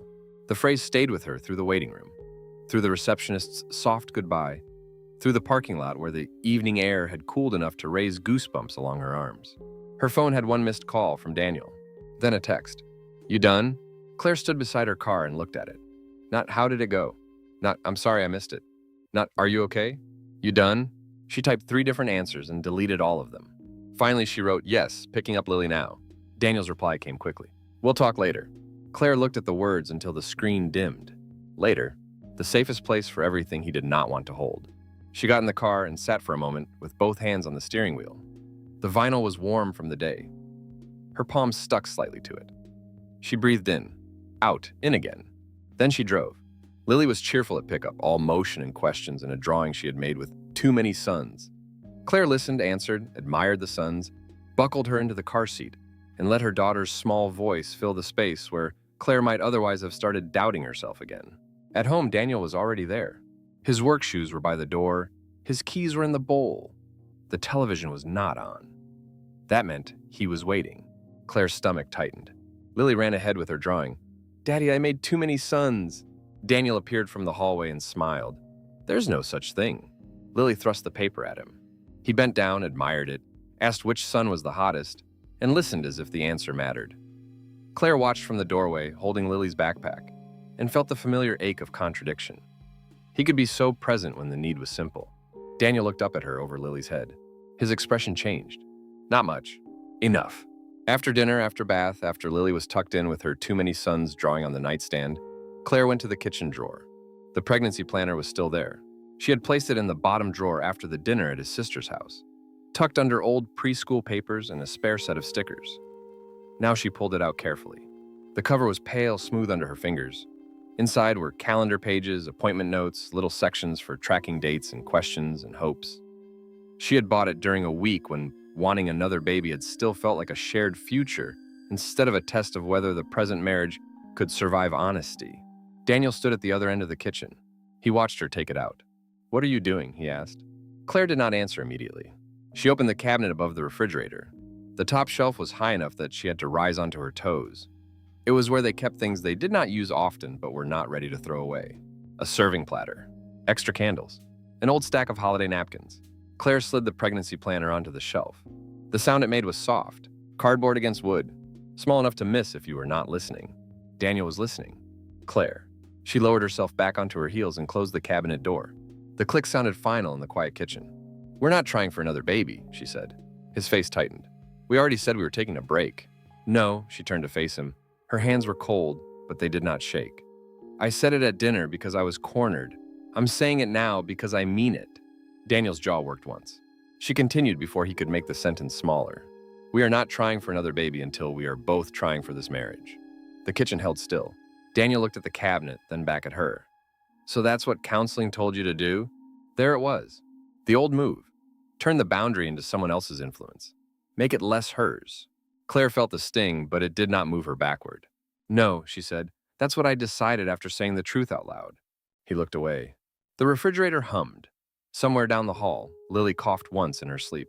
Claire waited for Daniel to argue, to say dramatic, to say she was making it bigger, to say she was punishing him, to say she was tired too, and everyone was tired and this was life. And why couldn't she just let things be normal? He said nothing. That silence would have stopped her once. Now it only showed her where the boundary needed to stand. "I'm not asking you to be perfect," and she said. "I'm not asking you to fix everything tonight, but I am done carrying the whole problem and then being told it is too heavy because I picked it up." Daniel's eyes came back to hers. For a second, she saw anger.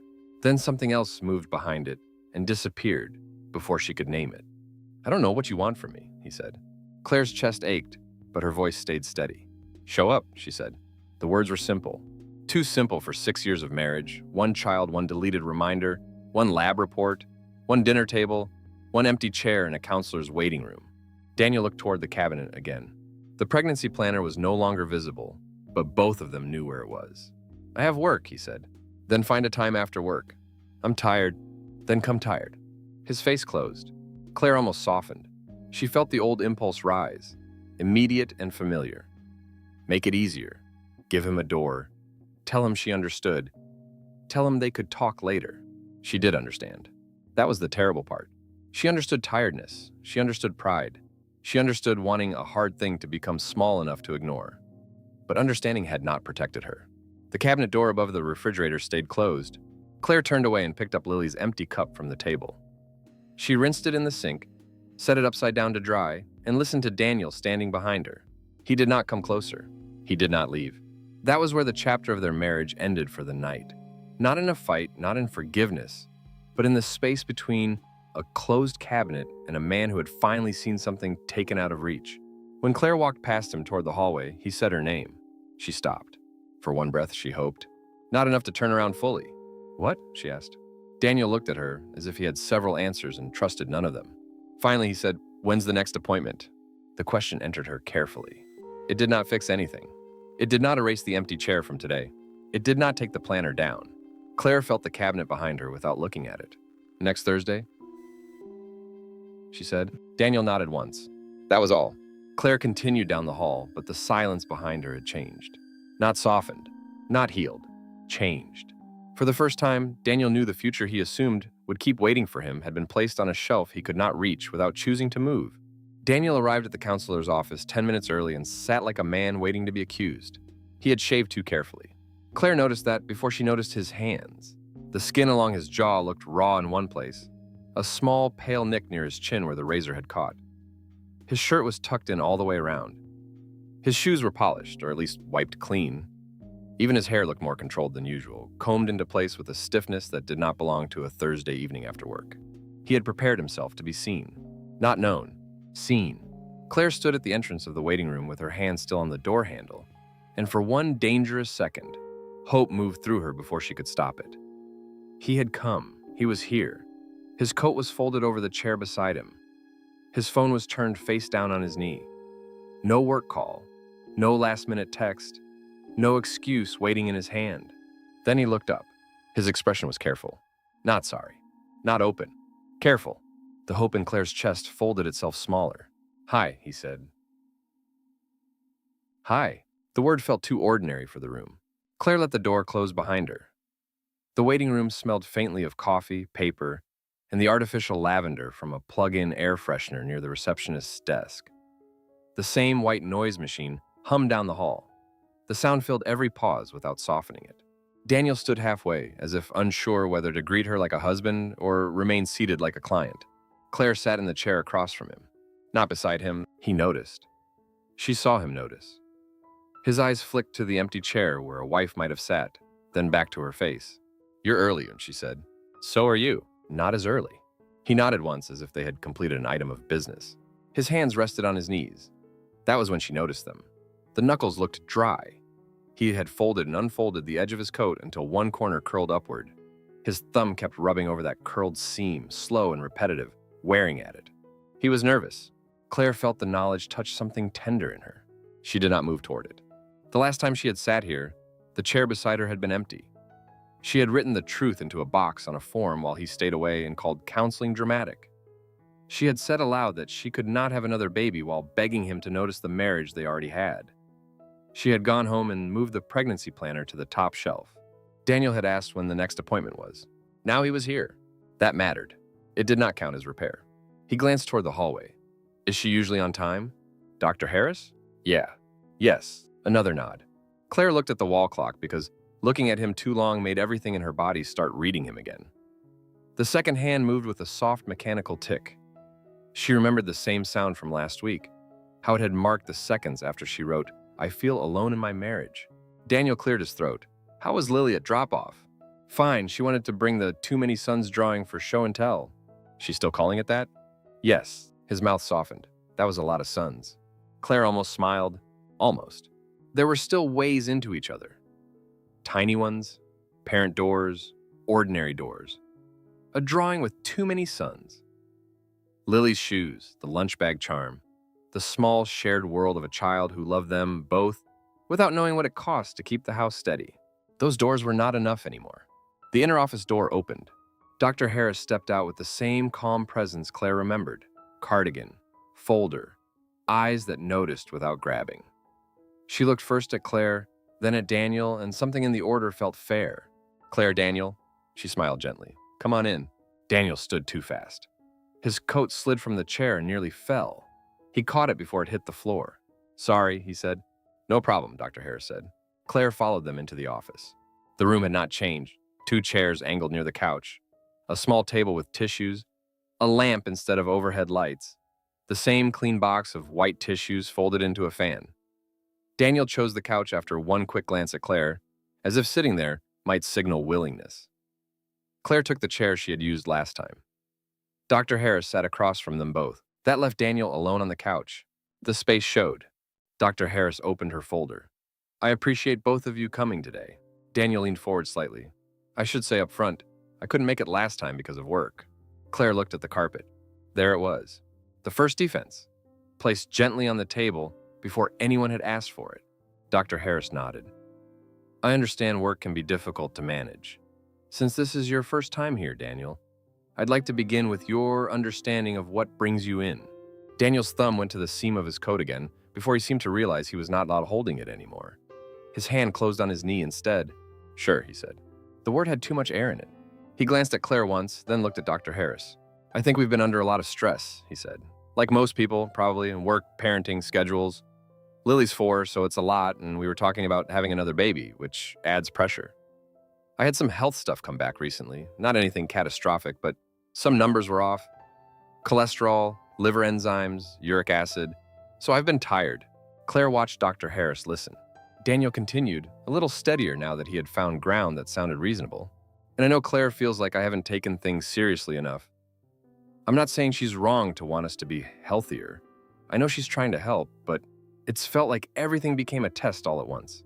Food, supplements, walking, appointments, even the baby plan. It felt like I came home and there was always something else I was failing. The word failing entered the room quietly. Claire felt it.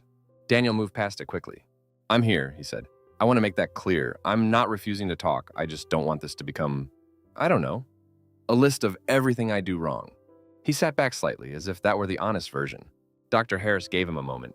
Then she said, Claire, what was it like to hear that? Daniel looked at her. Claire did not answer right away. Her mouth had gone dry. She rubbed her thumb along the side of her index finger, feeling the skin catch near the nail. She could hear her own breath, slow because she was making it slow. He's not wrong about the facts, she said. Daniel's shoulders eased almost imperceptibly. Claire saw it and continued before that relief became another hiding place. But that's the problem. He keeps choosing the facts that make this sound practical. Work, tired, health numbers, schedules, food, the app. All of that is real, but none of that is the wound. Daniel's face changed. Dr. Harris said, What is the wound? Claire looked at Daniel then, not at Dr. Harris. You made me feel like I had to prove that being lonely in my own marriage mattered. The sentence did not come out loud. It did not need to. Daniel looked down. His hands closed together. Claire felt the old pull to soften. To say she knew he did not mean to. To add something kind immediately because the truth had landed on him, and she could still see where it hurt. She did not. Dr. Harris waited, then turned to Daniel. What do you hear Claire saying? Daniel rubbed his palms together once. The sound was dry. That she feels alone, he said. Claire's chest tightened. It was the right answer. Too smooth. Dr. Harris seemed to hear that too. Do you understand what she means by alone? Daniel's jaw shifted. I think so. What do you think she means? He looked toward Claire again, then away. That I don't respond the way she needs, that I'm tired, that I haven't been present. Present. A good word, a counseling word. Claire almost hated it. Dr. Harris asked, Is that how you would say it, Claire? No, Claire said. Daniel looked at her. The room tightened. Claire held her hands still in her lap. I would say he disappears. Daniel blinked. Not all the time, she said. Not with Lily, not with work, not with normal things. But with this, with us. With anything that makes him uncomfortable, he disappears and then tells me I'm making too much of the empty space. Daniel's mouth opened slightly, then closed. Dr. Harris did not step in too quickly. The silence stayed. Claire could feel her pulse in her throat. Daniel finally said, I don't disappear. Claire looked at him. He added, I'm here. You're here today. I came, didn't I? There it was. Attendance offered as evidence. Claire felt the sentence move through her body, and for once, it did not scatter her. It gathered. Yeah, she said, and I'm glad you came. But coming today does not erase all the times you made me stand in this alone. Daniel's face flushed. His eyes moved to Dr. Harris, then back to Claire. That's not fair. Dr. Harris leaned forward slightly. Stay with that, Daniel. What feels unfair? Daniel exhaled. It makes it sound like I don't care. Claire's fingers curled. Dr. Harris asked, Do you? Of course I care. What do you do with that care when Claire brings this up? Daniel looked annoyed for one flash of a second, then tired, then closed. I try to explain, he said. What do you explain? That I'm tired, that things changed after Lily, that I'm not trying to hurt her, that we're under pressure. And when she tells you the explanation does not address the wound? Daniel looked at the floor. The room went quiet again. Claire could hear the white noise machine through the wall. It sounded like distant rain, steady and false. Daniel said, I don't know what to say. Claire's throat tightened. That sounded honest. Dr. Harris let it sit. Then she said, What would happen if you stopped trying to explain and told her what you feel when she says she is hurt? Daniel's shoulders rose. I feel bad, he said. Dr. Harris waited. Daniel swallowed. I feel like I'm being blamed. Claire looked down. Of course. Blame, the wall they always hit. Dr. Harris said, blamed for what? Daniel's hands tightened around each other. For not being enough. The words came out low. Claire's body reacted before her mind did. Her breath stopped, then came back shallow. The office did not move, but something in it changed shape. Daniel looked as if he regretted the sentence as soon as it left him. He straightened. I know that sounds, Dr. Harris interrupted gently. Don't move away from it yet. Daniel went still. Claire did too. Dr. Harris's voice stayed calm. When Claire says the intimacy is painful for her, or lonely for her, you hear that as, I am not enough. Daniel looked at the table with the tissue box on it. His jaw worked once. Yes, he said. The word was almost too quiet. Claire felt it enter her, and with it came something she did not want. Understanding. Not forgiveness, not softness, not release. Understanding. It arrived like light under a door she had not asked to open. Dr. Harris turned to Claire. What happens in you hearing that? Claire could not answer immediately. Her hands had become cold. She pressed them together in her lap and felt one ring finger against the other, skin against metal, the familiar circle of her wedding band. It makes me sad, she said. Daniel looked at her quickly. Claire kept her eyes on her hands. And angry. His face lowered. Both, she said. Dr. Harris nodded. That makes sense. Daniel said, I never wanted you to feel like that. Claire's eyes lifted. The sentence hurt because she believed it. That was the cruelest part. She did believe him. She did not think Daniel had set out to make her lonely. She did not think he lay beside her at night planning to leave her body unfinished and her heart embarrassed. She did not think he wanted to turn her into the controlling wife at dinner. But wanting had not protected her. No, she said, but you let me. Daniel's face tightened. She continued, voice shaking now but steady enough. You let me feel like it was mine to carry. My need, my shame, my overreaction, my timing, my app, my vitamins, my dinner plans, my problem. Daniel looked away. Claire heard herself breathing. Dr. Harris said, Daniel, last time Claire told me about the phrase you used in the kitchen, it's not that serious. Do you remember saying that? Daniel closed his eyes. For a second, Claire saw his face in the kitchen again. Coffee cooling. Lily's blue bead on the counter, his shirt half tucked, his voice low and flat. I'm saying it's not that serious. He opened his eyes. Yes. What did you mean? I meant, he stopped. His hand went to his jaw, thumb brushing over the small nick from shaving. It must have stung because he pulled his hand away and looked at his thumb as if surprised by his own body. Claire watched that tiny movement. Dr. Harris asked, what did you need that sentence to do? Daniel stared at her. The question changed the room more than an accusation would have. What do you mean? He asked. When you told Claire it was not that serious, what did you need to happen next? Daniel's mouth opened. Nothing came. The office became very quiet. Claire felt the seconds pass in her body, in her shoulders, in the tense line between her ribs. She did not rescue him. She did not offer an answer he could agree with. She did not say, you were tired, you were scared. You did not mean it that way. She waited. Daniel looked at her once, then at Dr. Harris, then down at his hands. I needed it to stop, he said. The words were bare. Dr. Harris did not move. Claire's stomach tightened. Daniel swallowed. Not her, I didn't want her to stop talking forever. I just needed that conversation to stop. Why? His breath came out unsteadily. Because if it was serious, he said, then it meant I had already failed her. The sentence landed. Not loudly. Not like a door slamming. It landed like something heavy, placed carefully in the center of the room. Claire stopped breathing. For a moment, she did not understand the feeling that moved through her. It was too crowded to name. Shock, yes, but not the kind that widened her eyes. Anger, but old anger, tired anger. Compassion came too, unwanted and painful. Then grief, so sudden it made her fingertips tingle. If it was serious, then it meant I had already failed her. Daniel kept looking at his hands. The white noise machine hummed beyond the wall. Claire's throat closed. The kitchen came back to her. Not as memory exactly, but as sensation. The cool counter under her palm, the blue bead between them, the coffee gone lukewarm. His face shutting down while she tried to say she was lonely. She had thought he did not understand the size of the wound. Maybe he had. Maybe that was why he had made it smaller. Her stomach turned. Dr. Harris did not rush them. The silence after Daniel's sentence stretched long enough for Claire to feel her own body return piece by piece. The ring on her finger, the chair beneath her, the tightness in her shoulders, the ache behind her eyes.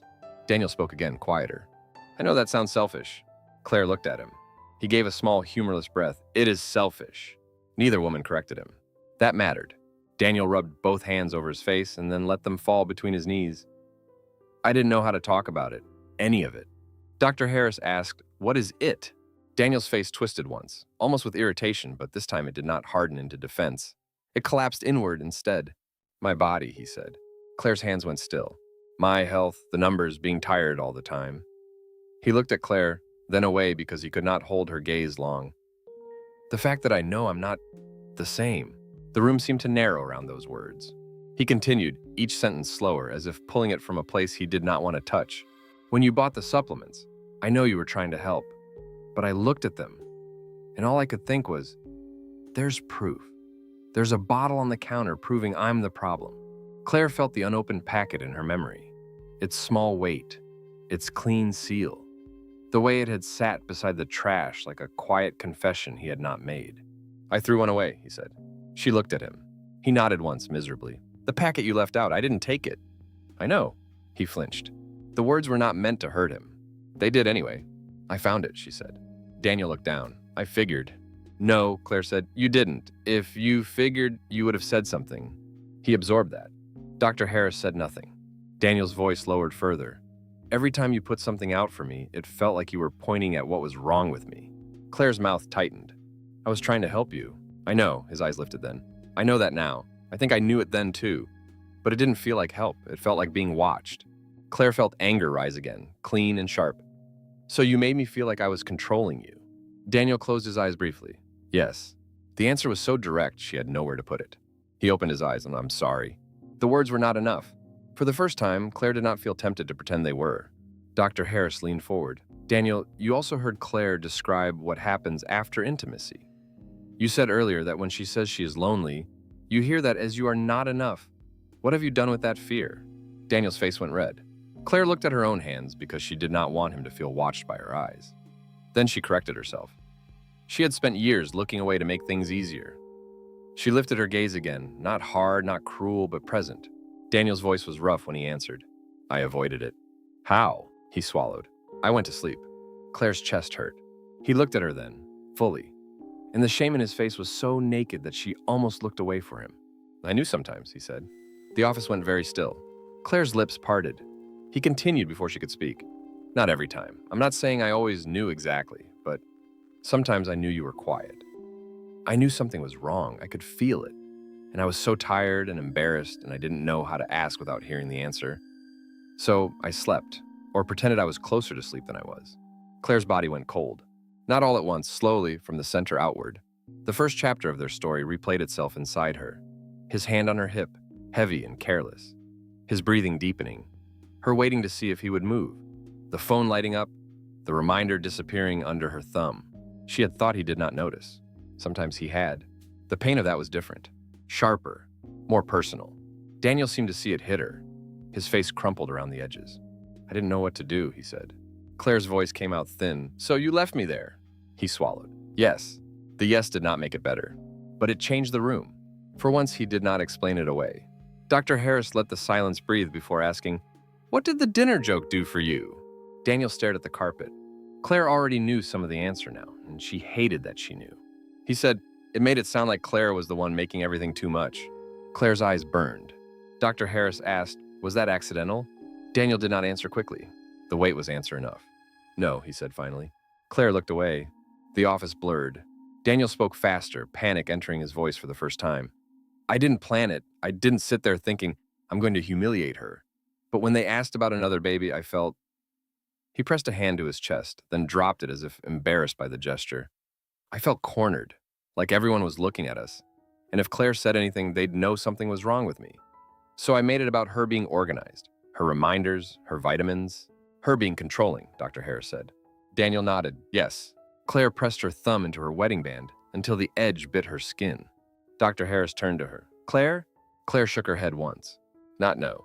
Not yes. Just too much." Dr. Harris waited. Claire looked at Daniel. "I was trying to protect you," she said. His face changed. "At dinner, before dinner, and in the kitchen, in our bedroom, I kept trying to say the truth in ways that wouldn't make you feel small." Her voice broke, then steadied, "And you used that protection to make me look small instead." Daniel's eyes filled, but the tears did not fall. "I know," he said. She almost hated him for saying it correctly now. Dr. Harris said, "This is the part where it is important not to confuse understanding with repair." Claire looked at her. Daniel did too. Dr. Harris continued, "Daniel, the shame you are describing is real. It may explain your avoidance. It does not undo the impact.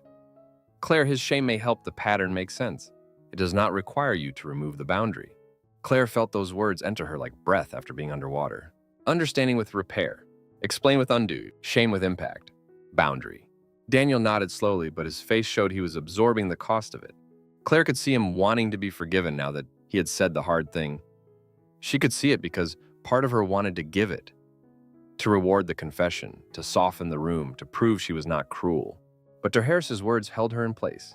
Daniel turned toward Claire. "I don't want to lose you."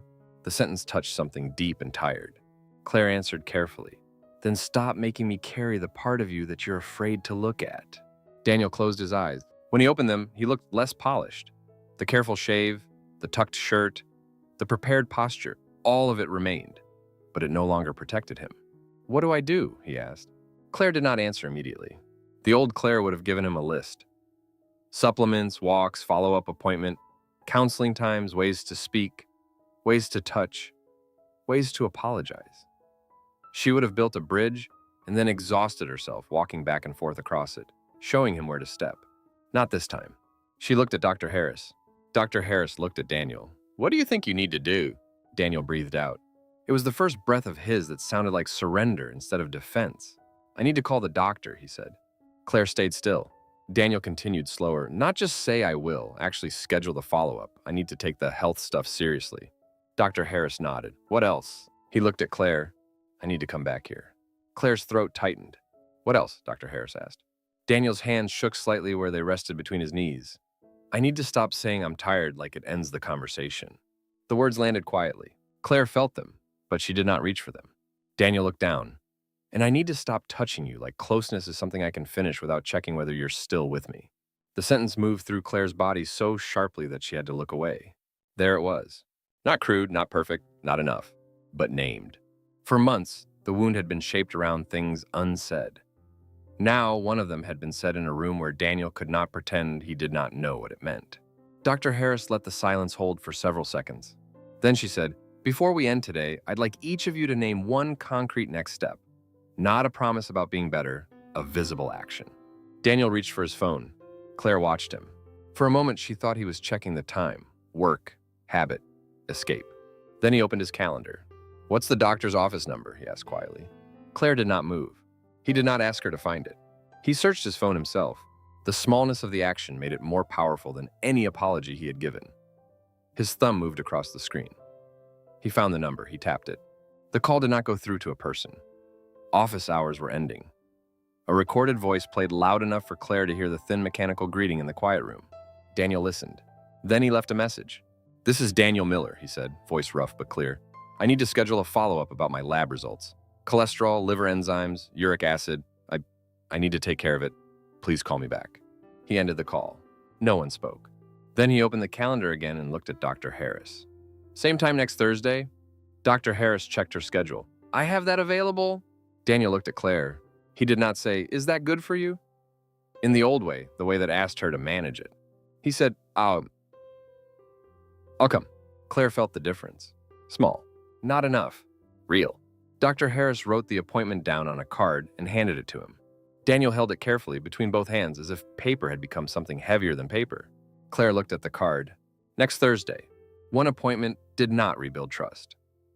A doctor's message did not undo the kitchen, the trash, the dinner table, the nights she had lain awake beside his sleeping body. The confession did not return her body to certainty. It did not make baby number 2 safe again.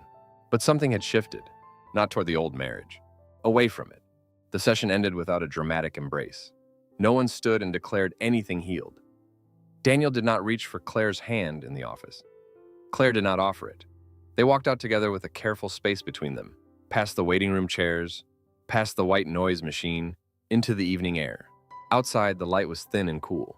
Daniel stood beside his car and looked at the appointment card in his hand. "I'm sorry," he said. Claire turned toward him. He swallowed. "I know that doesn't fix it." "No," she said. The honesty hurt him. She saw it.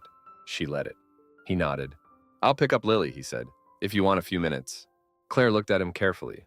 That was new too. Not grand, not romantic, not a solution.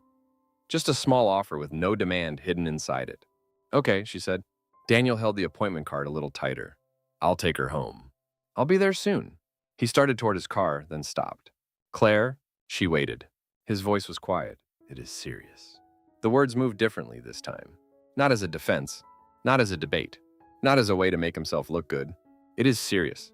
The sentence did not heal the earlier one. It stood beside it, smaller than the damage, but facing the right direction. Claire felt tears rise, but they did not fall. "I know," she said. Daniel nodded once and got into his car. Claire watched him drive away.